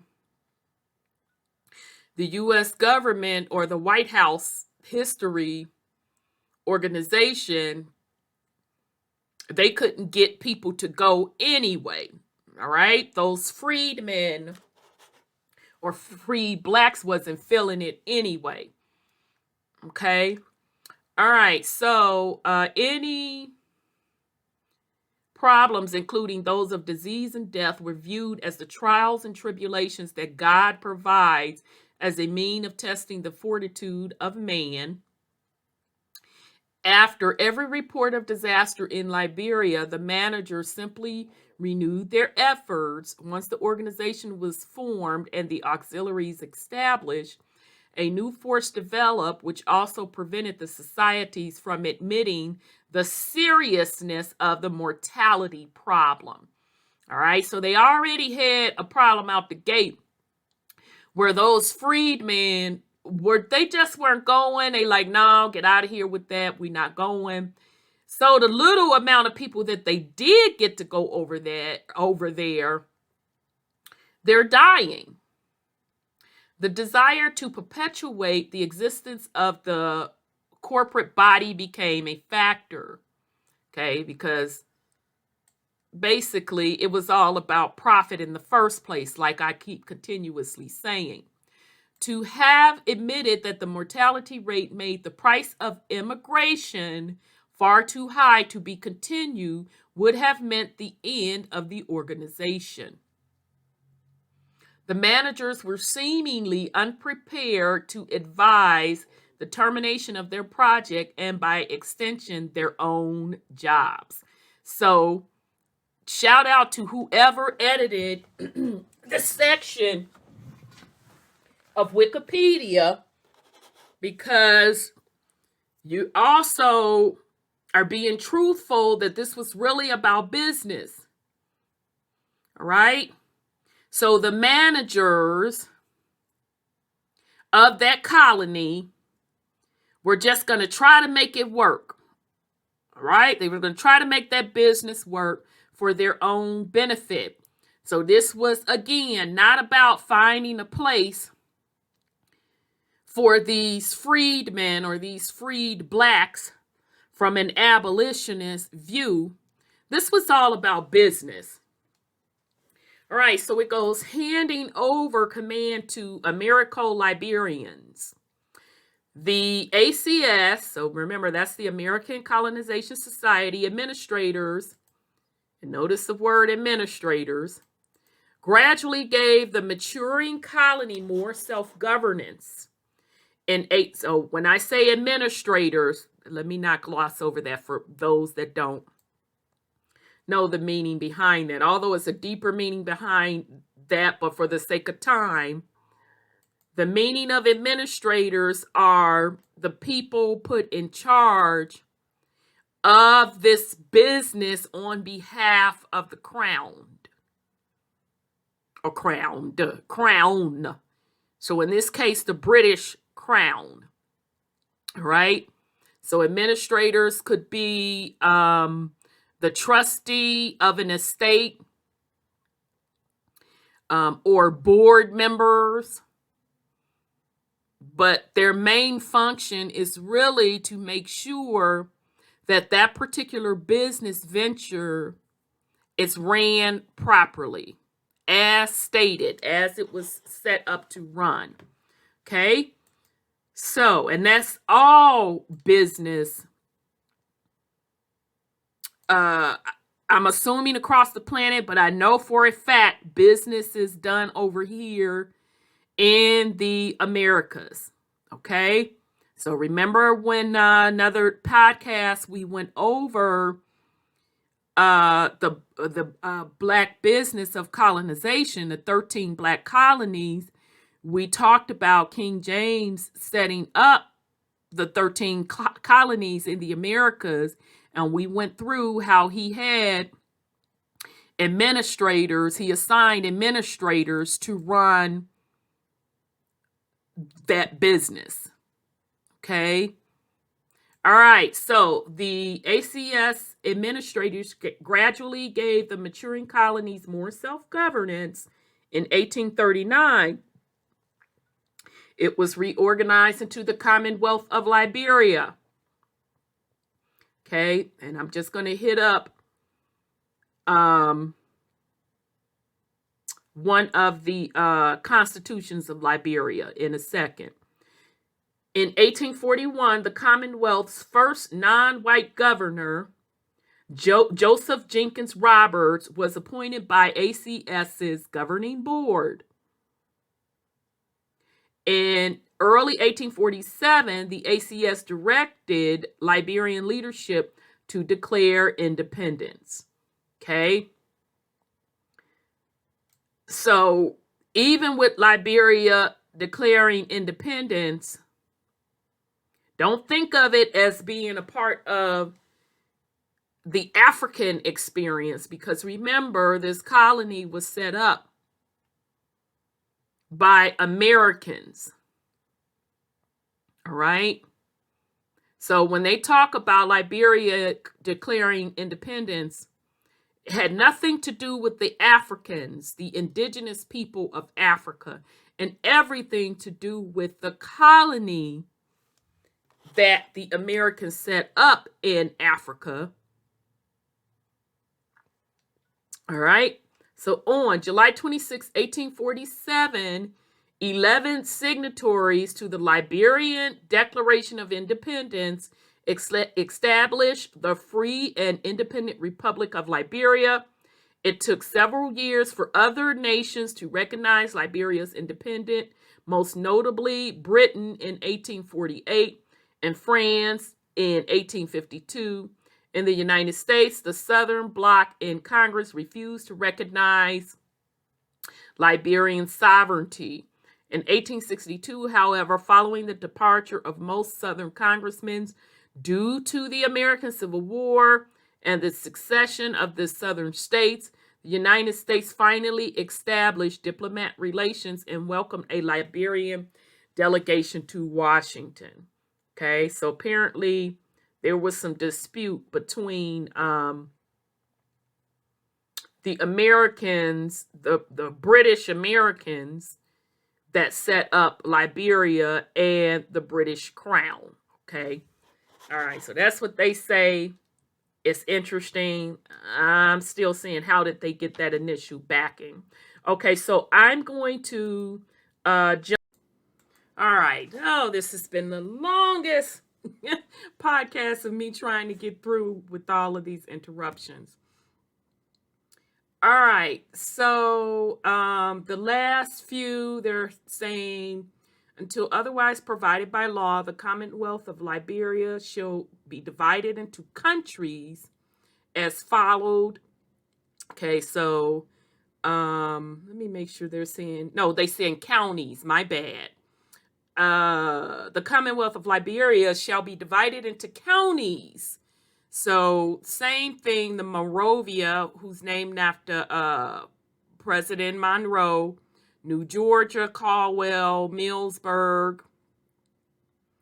shall constitute one county. Okay, so they lump those all as one county under the name of the county of Mount Cerrado, and Bassa Cove, Alena, Bexley, and Marshall shall constitute the other county under the name of Grand Bassa. So as you can see, this is still the same old setup that we have in the states as far as having counties. Okay, counties, only difference is they didn't say states in our case, but they do have a governor over the entire thing. Okay, the next article, there shall be no slavery in the Commonwealth. Next one, there shall be no dealing in slaves by any citizen of the Commonwealth, either with or beyond the limits of the same. Immigration shall not be prohibited. The right of a trial by jury and the right of petitions shall be violate. Next one, no person shall be debarred from prosecution or defending any civil cause for or against himself or herself before any tribunal in the Commonwealth by himself or herself or counsel. Every male citizen of the age of 20 years shall have right of suffrage. All elections shall be done by ballot. Okay, so again, these Europeans are very specific. They write down property, write down the borders of the land they have stole, or they claim they didn't purchase or negotiate it. They write down who should be leading or the title of those particular positions, how often they are going to stay in office, and they write down of how the lands are going to be governed. And then you also have to look at the business side, although all of that is business as well. Those are just the rules of engagement in their corporation, what they're calling colonies, okay? And then, of course, there's also specific instructions on how much of the revenue that needs to be sent back to the mother corporation, okay? So in this case, it's going to be those original investors who are Americans, quote, quote, on paper, but they're not indigenous to America. They are Europeans. All right. All right. The next one, the military shall at all times and in all cases be subjection to the civil power. And the next one, agricultural, the mechanic arts and manufacturers shall be encouraged within the Commonwealth, and the commerce shall be promoted by such methods as shall tend to develop the agricultural resources of the Commonwealth, advance the moral, social, and political interests of the people, increase their strength, and accelerate and firmly establish and secure their national independence. And then the last one, the standard of weight, measure, and money used and approved by the government of the United States of America are hereby adopted as the standards of weight, measure, and money within the Commonwealth of Liberia. But the governor and council shall have power to settle the value of the actual currency of the Commonwealth according to the metallic currency of the United States of America. So I told you, they gonna tell you on that business side how things shall be done. Now, I'm sure somewhere it's just not being revealed to us how much profits needed to be kicked back to the American Colonization Society or those initial investors. All right. So that's the Constitution of Liberia. Okay, so we wanted to go over that. We went over that. I think we're pretty much we're good with that. I might have to jump back to that. Let's see what I wanted to go over. Yeah, it's so much with this. It is so much with this. I'm trying to get through it and give you all as much as I can without leaving out too much stuff. So bear with me here because it spans so long, as you all can see. Okay, so let's get into the Americo-Liberian people.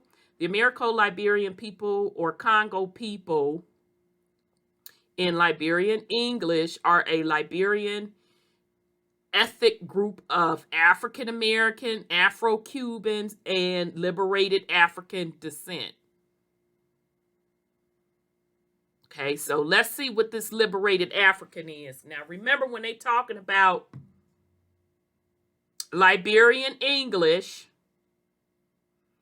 refers to the varieties of English spoken in Liberia. All right, whatever.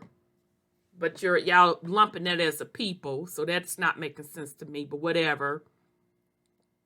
And a Liberian ethnic group of African Americans, so we know who that is, right?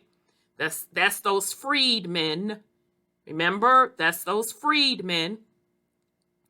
Afro-Cubans. So they're saying here that they trace their partial ancestry to Africa. Okay, but again, those in the Caribbeans are also Black Europeans. It's a mixture of Black Europeans and indigenous people to the land. Right? Same as the African Americans. All right. So what are they talking about? This liberated African. So the liberating African of Sierra Leone were Africans who had been illegally enslaved. Oh, Lord. On board slave ships and rescued by anti-slavery patrols from the West African Squadron of the Royal Navy after the British Parliament passed the Slave Trade Act of 1807. All right, child. So I can't even call if these are true Africans or not,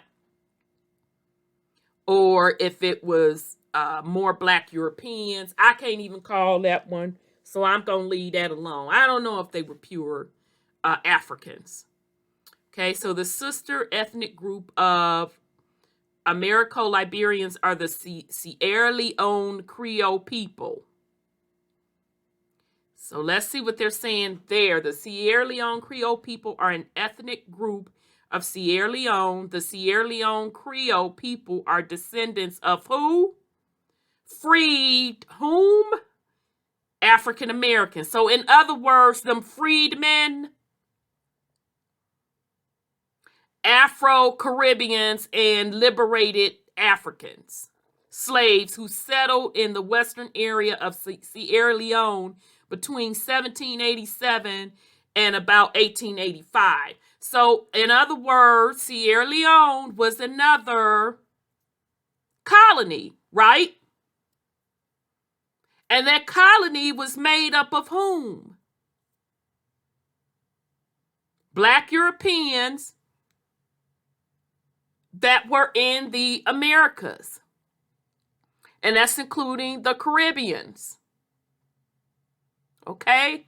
Now, I can't count for this liberated African situation.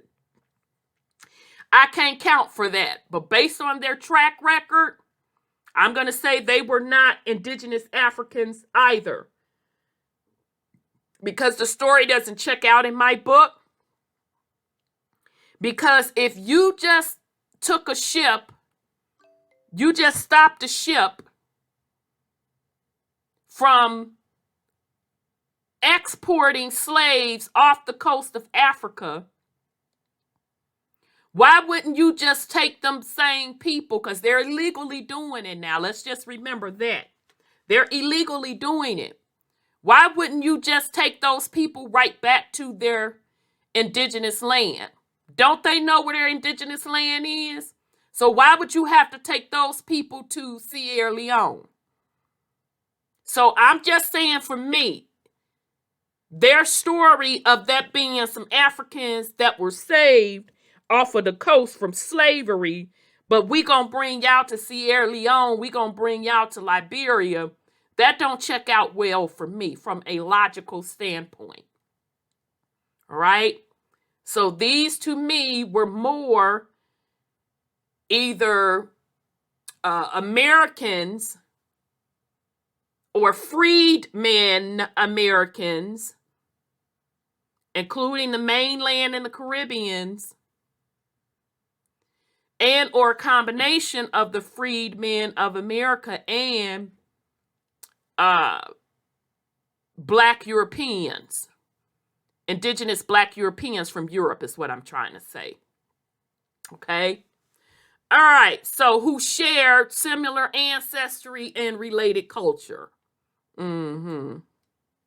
So in other words, Black Europeans, point blank and simple. Americo-Liberians trace their ancestry to freeborn and formerly enslaved African Americans. Okay, so they proved my point. It was Black European Americans who emerged in the 19th century to become the founders of the state of Liberia. They identified there as Americo-Liberians. Some African Americans following resettlement in Canada also participated as the founding settlers in Sierra Leone, as other repatriates settled in the present day. I don't know how to pronounce that, y'all. Côte d'Ivoire. All right, so that's off of the west coast of Africa also.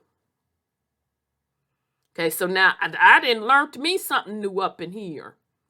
I didn't know that as far up as Canada, you had Black Europeans going to Sierra Leone, and this other, which they renamed it French, because that's a French name out in Africa. Child, I didn't know that. So in other words, you see where they didn't just set up on their behind and went to West Africa and started up some colonies. So we have Liberia, we have Sierra Leone, and then this other one that I can't pronounce that's up in this French name. So I'm just going to remind you all, those that are doing those DNA ancestry tests, that's coming back as Liberia and Sierra Leone. Okay. Really now.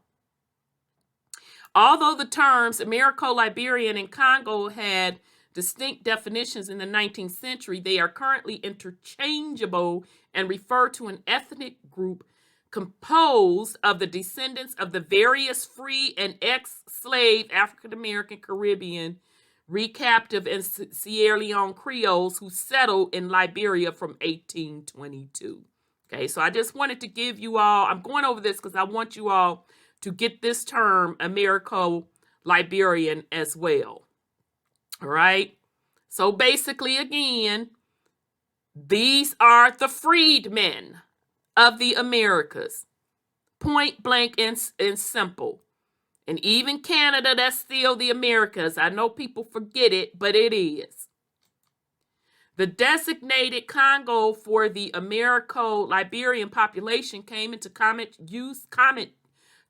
usage when the African Americans integrated 5,000 liberated Africans called Congos, former slaves from the Congo Basin who were freed by British and Americans from slave ships after the prohibition of the African slave trade.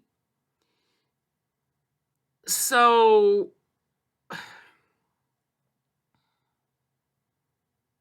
where's this Congo Basin?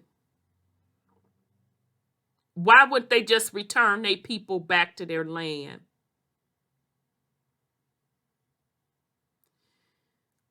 All right.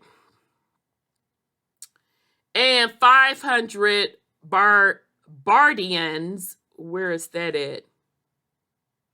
Barbados. See, I can't make this stuff up, y'all. They just be telling on themselves. But if you understand the true history, you can catch them in their own lies.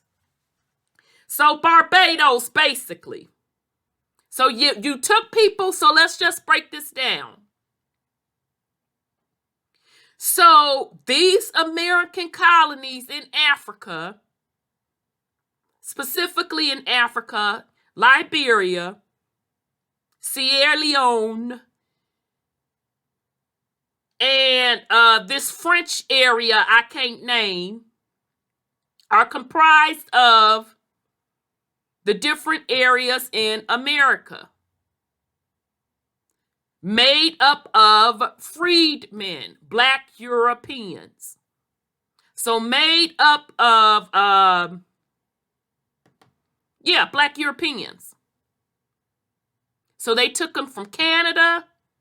They took them from the American mainland, which is called the United States now, and the Caribbeans. And specifically, they saying up in here, they're calling out Barbados. American Liberians rarely intermarried with indigenous West Africans. Why? I thought they Africans. Oops. Why wasn't they marrying with they people? I thought y'all said they was Africans. And that there was a huge slave trade, millions of Africans coming off that coast since the 1600s. Because you was taking them back to Africa, right? So why wouldn't Americo-Liberians, aka them Black Europeans, intermarry with the indigenous West Africans? Why wasn't that culture blending? Them Africans wanted nothing to do with the Liberians because they looked at them as colonizers and invaders. And the Black European was able to blend much better, actually, in the Americas than they were over in Africa. But yet, they're still running that game today to Black Americans / melanated Americans to go over to Africa because you're going to be welcome. You're going to be welcome with open arms. Yeah, well, that ain't what history tell us. But let's continue. Although Western literature and discourse in the United States and United Kingdom use the term Americo-Liberians, this term is largely outdated. Indeed, in common, many Liberians and other West Africans, including the Americo-Liberian people themselves, refer to the group as Congo or Conga people. Now, that part I did not know. In addition to indigenous Liberian chiefs and royal families, upper-class Americo-Liberians and their descendants led the political, social, cultural, economic sector of the country alongside indigenous Liberian elites. Upper-class Americo-Liberians ruled the nation from the 19th century until 1980 as a small but dominant minority. So they're telling you who ruled. Indigenous Liberian chiefs. So I'm assuming they was the ones that cut the deals to line their pockets, and the people got very little, which is why the people, meaning the indigenous people of Africa, that area in Liberia, wasn't really feeling that arrangement, and they never embraced them. So you had the Liberian chiefs, royal families. Oh, that sounds familiar, doesn't it? Now remember, this is all black folks. I want you to remember that. Upper class Americo-Liberians. So in other words, the kings and them, the black European kings and them, boys and them, and their descendants led the political, social, cultural, and economic sector of this country. So this was no different than what happened on the American soil, which is hence why I had to take the time in a few podcasts to break down who made up the slaves / indentured servant contracts, what population made that up, which is why I had to take the time to break down who actually owned the slaves for this very reason. So we can understand and stop being tricked by this false narrative that it was all about this white kingdom overthrowing black folks. No, this was about a bloodline, a royal European bloodline, and specifically a black royal European bloodline, ruling over and controlling the assets of indigenous people. And they turned right around and did the same crap with the cooperation of the indigenous Liberian chiefs, just like they had the cooperation of some Indian chiefs here in the Americas to come over here and do business. So it's the same exact script. Okay? So from 1878 to 1980, the Republic of Liberia was a de facto one-party state ruled by the elites of both the indigenous and Americo-Liberian dominated true Whig party. And the what? And the whom? Shut your mouth. And the Masonic Order of Liberia? No. Say it ain't so. Say it ain't so. So the Whig Party, just real quick, the true Whig Party, also known as the Liberian Whig Party, is the oldest political party in Liberia and one of the oldest parties in Africa and the world.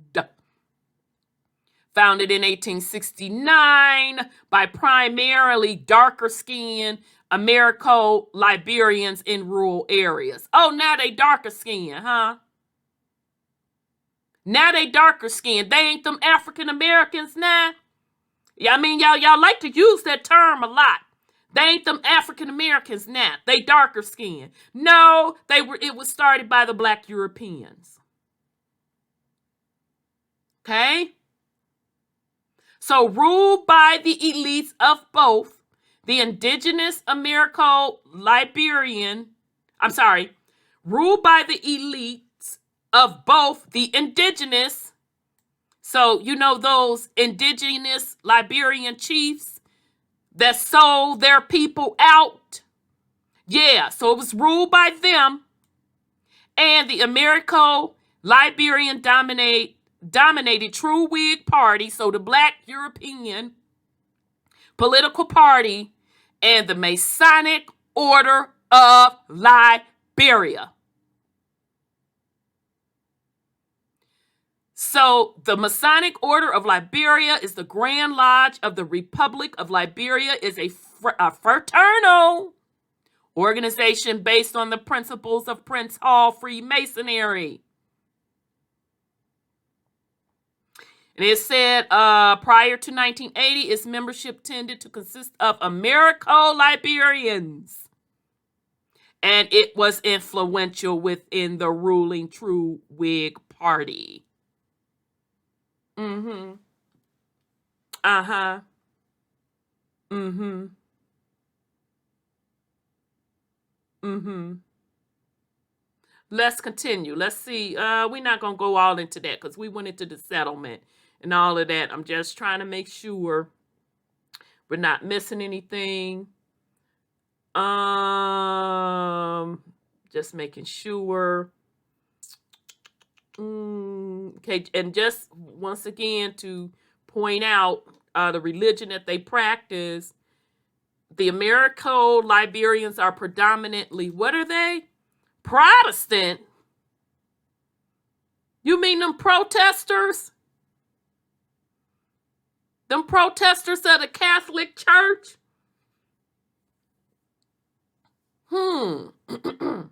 Them Jacobites, King James, them people, the supporters, that was, oh, okay. So they were, what they practiced was Protestant Christianity, and many belonged to the Baptist, Methodist denomination, although some Americo-Liberians are Episcopalians, and perhaps a smaller minority adhere to the Catholic faith. Americo-Liberians introduced Protestant Christianity on a wider scale in a modern-day region of Liberia. Several Americo-Liberians served as missionaries. Child, that sounded familiar to me. Didn't they set up a charter in the 13 colonies for those Puritans, aka missionaries, to come over to teach religion to whom? Not the Black Europeans that was already there. They didn't need it. So who were they teaching the religion to? It was specifically to who they call the savages, or the indigenous people of the land, the Indians.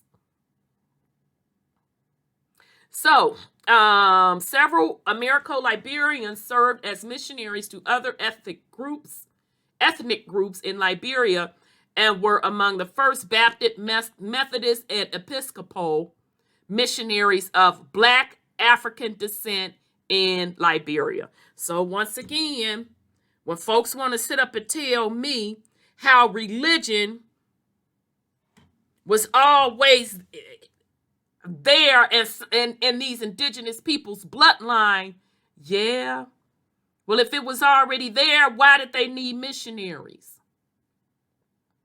Because we see a common theme.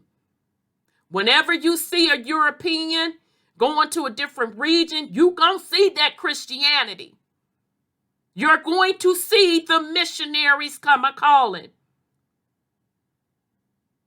And contrary to what they are teaching, it was not white folks that brought religion to the shores. It was Black folks. Yeah, the Black Europeans brought religion to the shores. The very Bible was commissioned to be put together by a Black man, a Black melanated man, a Black European man, King James Stewart. Okay. All right, so we're going to get into food just real quick, just because I just want to see what they were eating. So Americo-Liberian cuisines include a variety of dishes and is a blend of African-American, Afro-Caribbean, and local indigenous Liberian rice and fufu dishes. Yeah, because y'all know fufu. Woo. No offense to Africans, child, I just don't like that fufu stuff. It don't have no taste to me. My African friends was trying to get me to eat that. I'm like, nope, I don't like that. I don't like y'all form of greens or spinach or whatever that is. But I noticed their cuisine is different. So now if they from Africa, these African Americans and African Caribbeans, why they got two sets of foods? Why? Why they got two sets of foods? And that's still to this day. If we from Africa, why we got two sets of foods? We're talking hundreds of years have passed. And we still got two sets of foods. Because it's two different groups of people. Bottom line. And even with Black Europeans that's over in the Americas, now they done pretty much assimilated, of course. So they've taken on the indigenous Black folks, Black Indians food.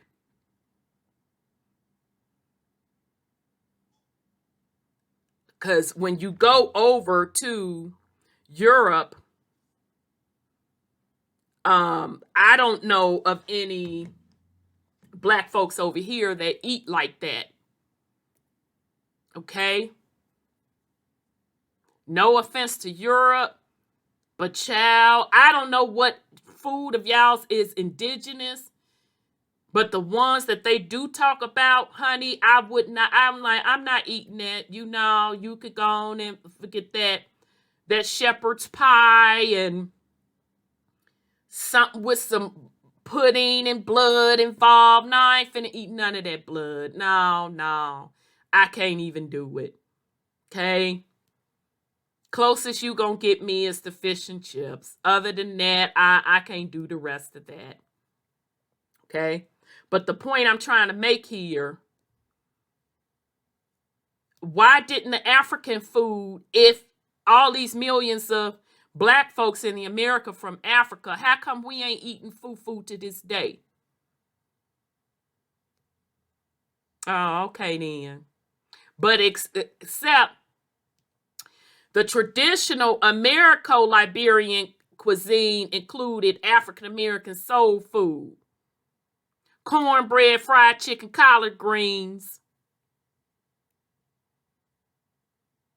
But so it's two different things. Two different things. Okay, so I think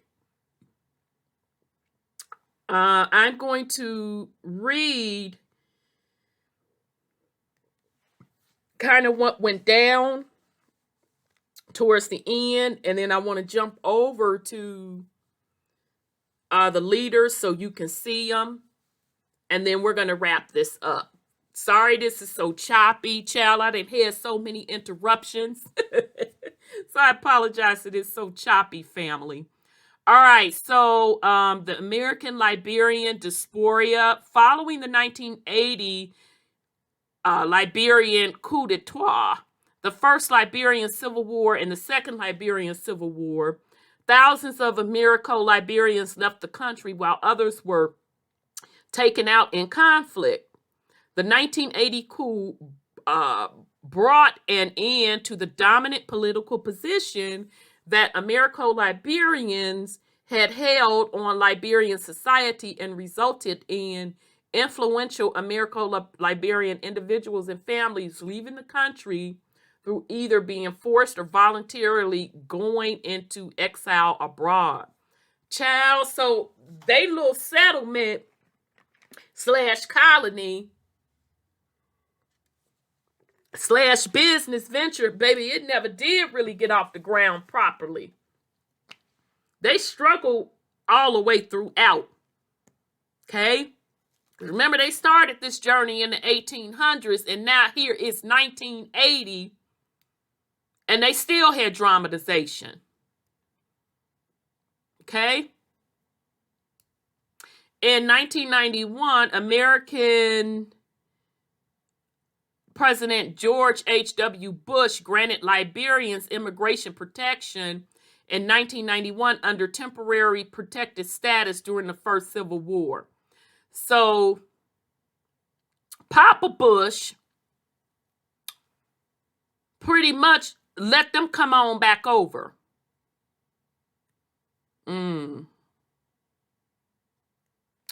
Americo-Liberians have settled predominantly in the United States in places such as Maryland, Minnesota, New York, Pennsylvania, as well as in smaller numbers in Canada and the United Kingdom. Yeah. So let me just make sure. So you done took your rusty tail over to these people's land, thinking you was finna set up like you did in the Americas, because you didn't cut a deal with the African chiefs,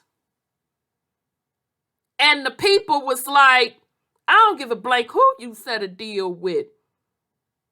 We're going to give y'all a run for y'all money, and you ain't finna sleep comfortable up in here. Okay? So they never did, the African people never did embrace them Americans / Black Europeans. They never did embrace them and pretty much ran their tail up out of there. So now, you going back to Ghana for what? Now, this was just 1980. They done got their tail ran up out of there for good. Well, actually, 1991. Let me correct myself. Although the Americo-Liberian diaspora is extensive in the United States, there remains communities of Americo-Liberians in the larger Liberian cities and towns such as Monrovia, Corsarville, and Carysburg. In 2009, it was estimated that a population of 150,000 Americo-Liberians existed within the total population of 3.5 million people. So they still never was really able to totally settle that colony. All right, so let me see if anything else. Ooh, child, I'm going to read this last part. Americo-Liberian cultural legacy. While globalization has carried African-American culture around the world. What exactly is African-American? You mean indigenous American culture? And I'll even give you indigenous / Black European American culture has been carried around the world. Americo-Liberians reproduce their own cultural American community continuality or in Liberia. Its name means land of the free, and it's considered the most American of African countries in terms of its political institutions. The Liberian Constitution, structure of government, and flag resembles those of the United States. The former residents of Americo-Liberian families were built in the style of antebellum plantations, homes they may have admired in American South. That's why them Africans gave them such a hard time. They wasn't trying to hear none of it.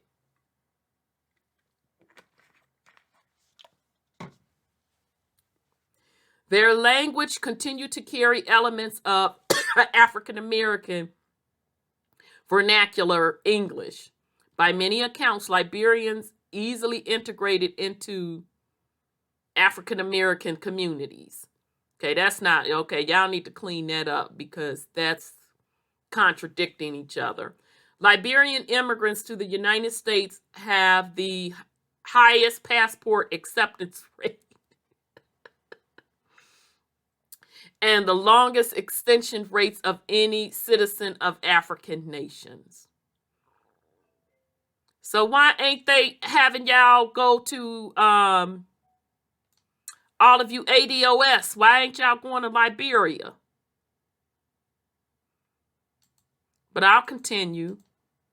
Although many of the upper class Americo-Liberians left the country or were taken out during civil wars, and their houses and monuments crumbling, ordinary Liberians looked to the United States for aid. In 2007, BET founder Robert Johnson called for African Americans to support Liberian like Jewish Americans support Israel. Oh, okay then. Child, if they don't go somewhere. All right, so I'm going to jump just real quick because I want y'all to see the pictures of the president and the political parties in Liberia. So they have Republican Party, True Whig, National Democrat Party, Liberian People's Party, National Patriarch Party, Liberian Action Party, Unity Party, Congress for Democrat Change.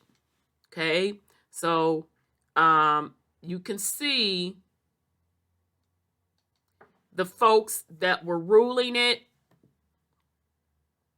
Joseph Jenkins Roberts was the first one. Stephen Allen Benson, Daniel Bashel Warner, James Spriggs Payne. He actually looked like a Caucasian man. He could be mulatto. He looked Caucasian to me. Edward James Roy. Child. James Skirving Smith. Okay, so Joseph Jenkins Roberts ruled again. So did James Spriggs Payne. Anthony W. Gardiner. Alfred Francis Russell. Hillary R.W. Johnson. Probably was one of Robert Johnson's relatives back up in the day while he's sitting up there talking about some support something. If he don't sit down somewhere. Joseph James Cheeseman, William D. Coleman, Garrison. Oh, this is what I wanted y'all to see. So William D. Coleman, so he ruled from 1842. He was president. So 1842 to 1908. He was the Whig Party. But guess who was his vice president? Joseph J. Ross. You know, of that Ross Stewart bloodline. I told you these were all freedmen / Black Europeans who were holding the seat of power in this colony were connected Black Europeans. Garrett Son W. Gibson, Arthur Barclay, Daniel Edward Howard, Charles D.B. King, Edwin Barclay, and now, child, I'm up to 1955 now, y'all. Check this out, y'all. William Tubman.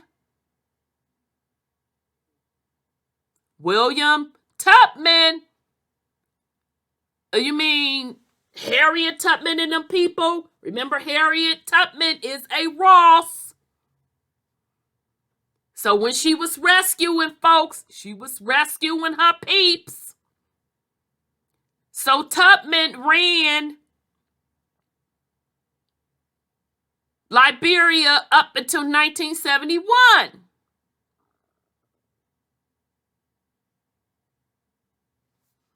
Okay? So when did he, I think that first column is, yeah, he took office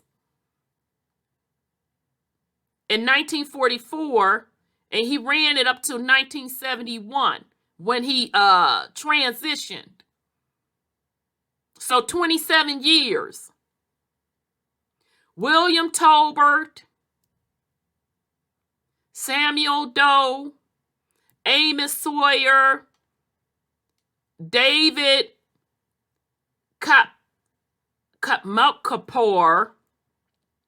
So I don't know if that's a German name or Russian name. Okay, so I'm not gonna read through the rest of these.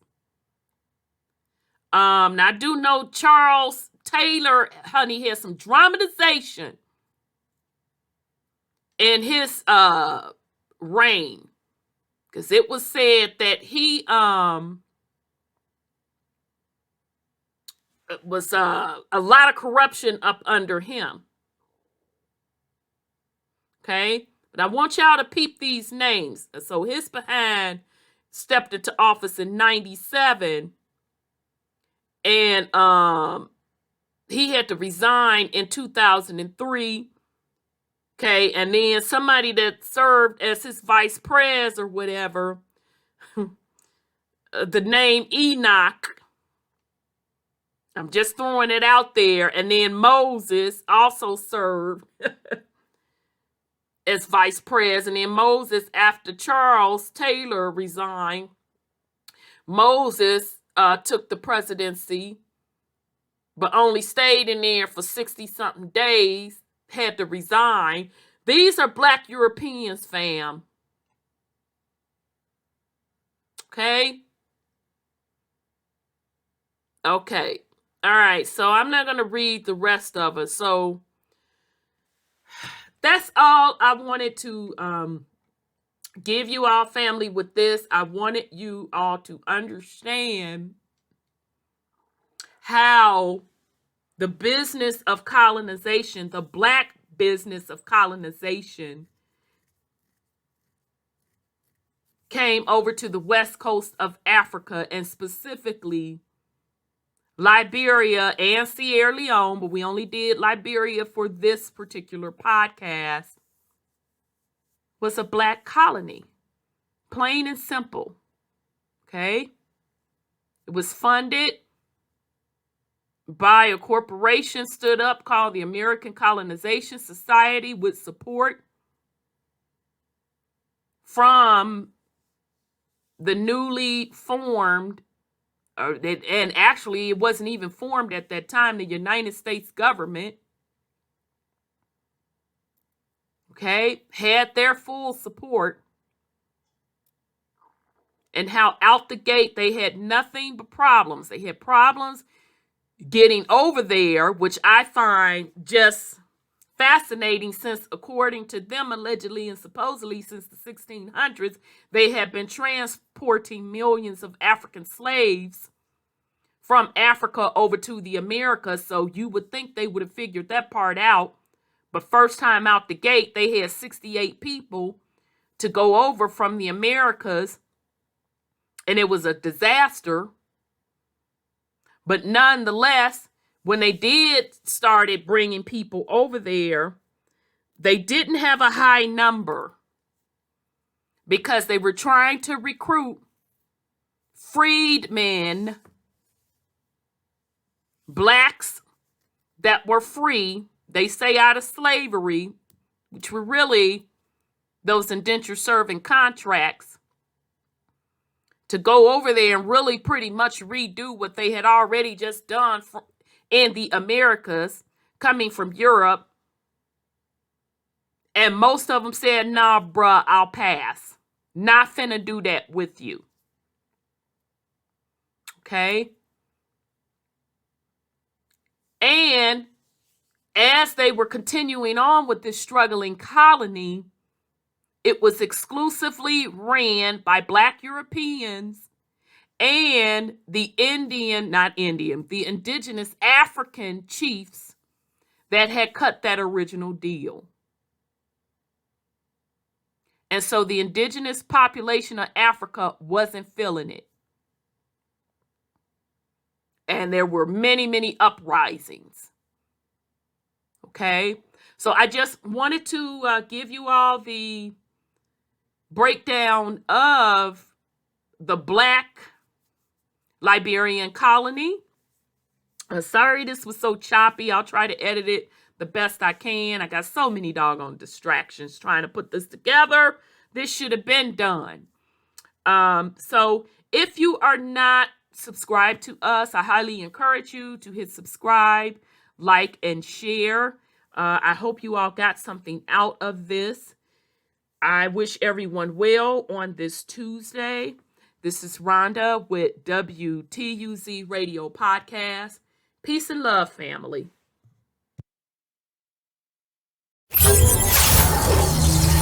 What?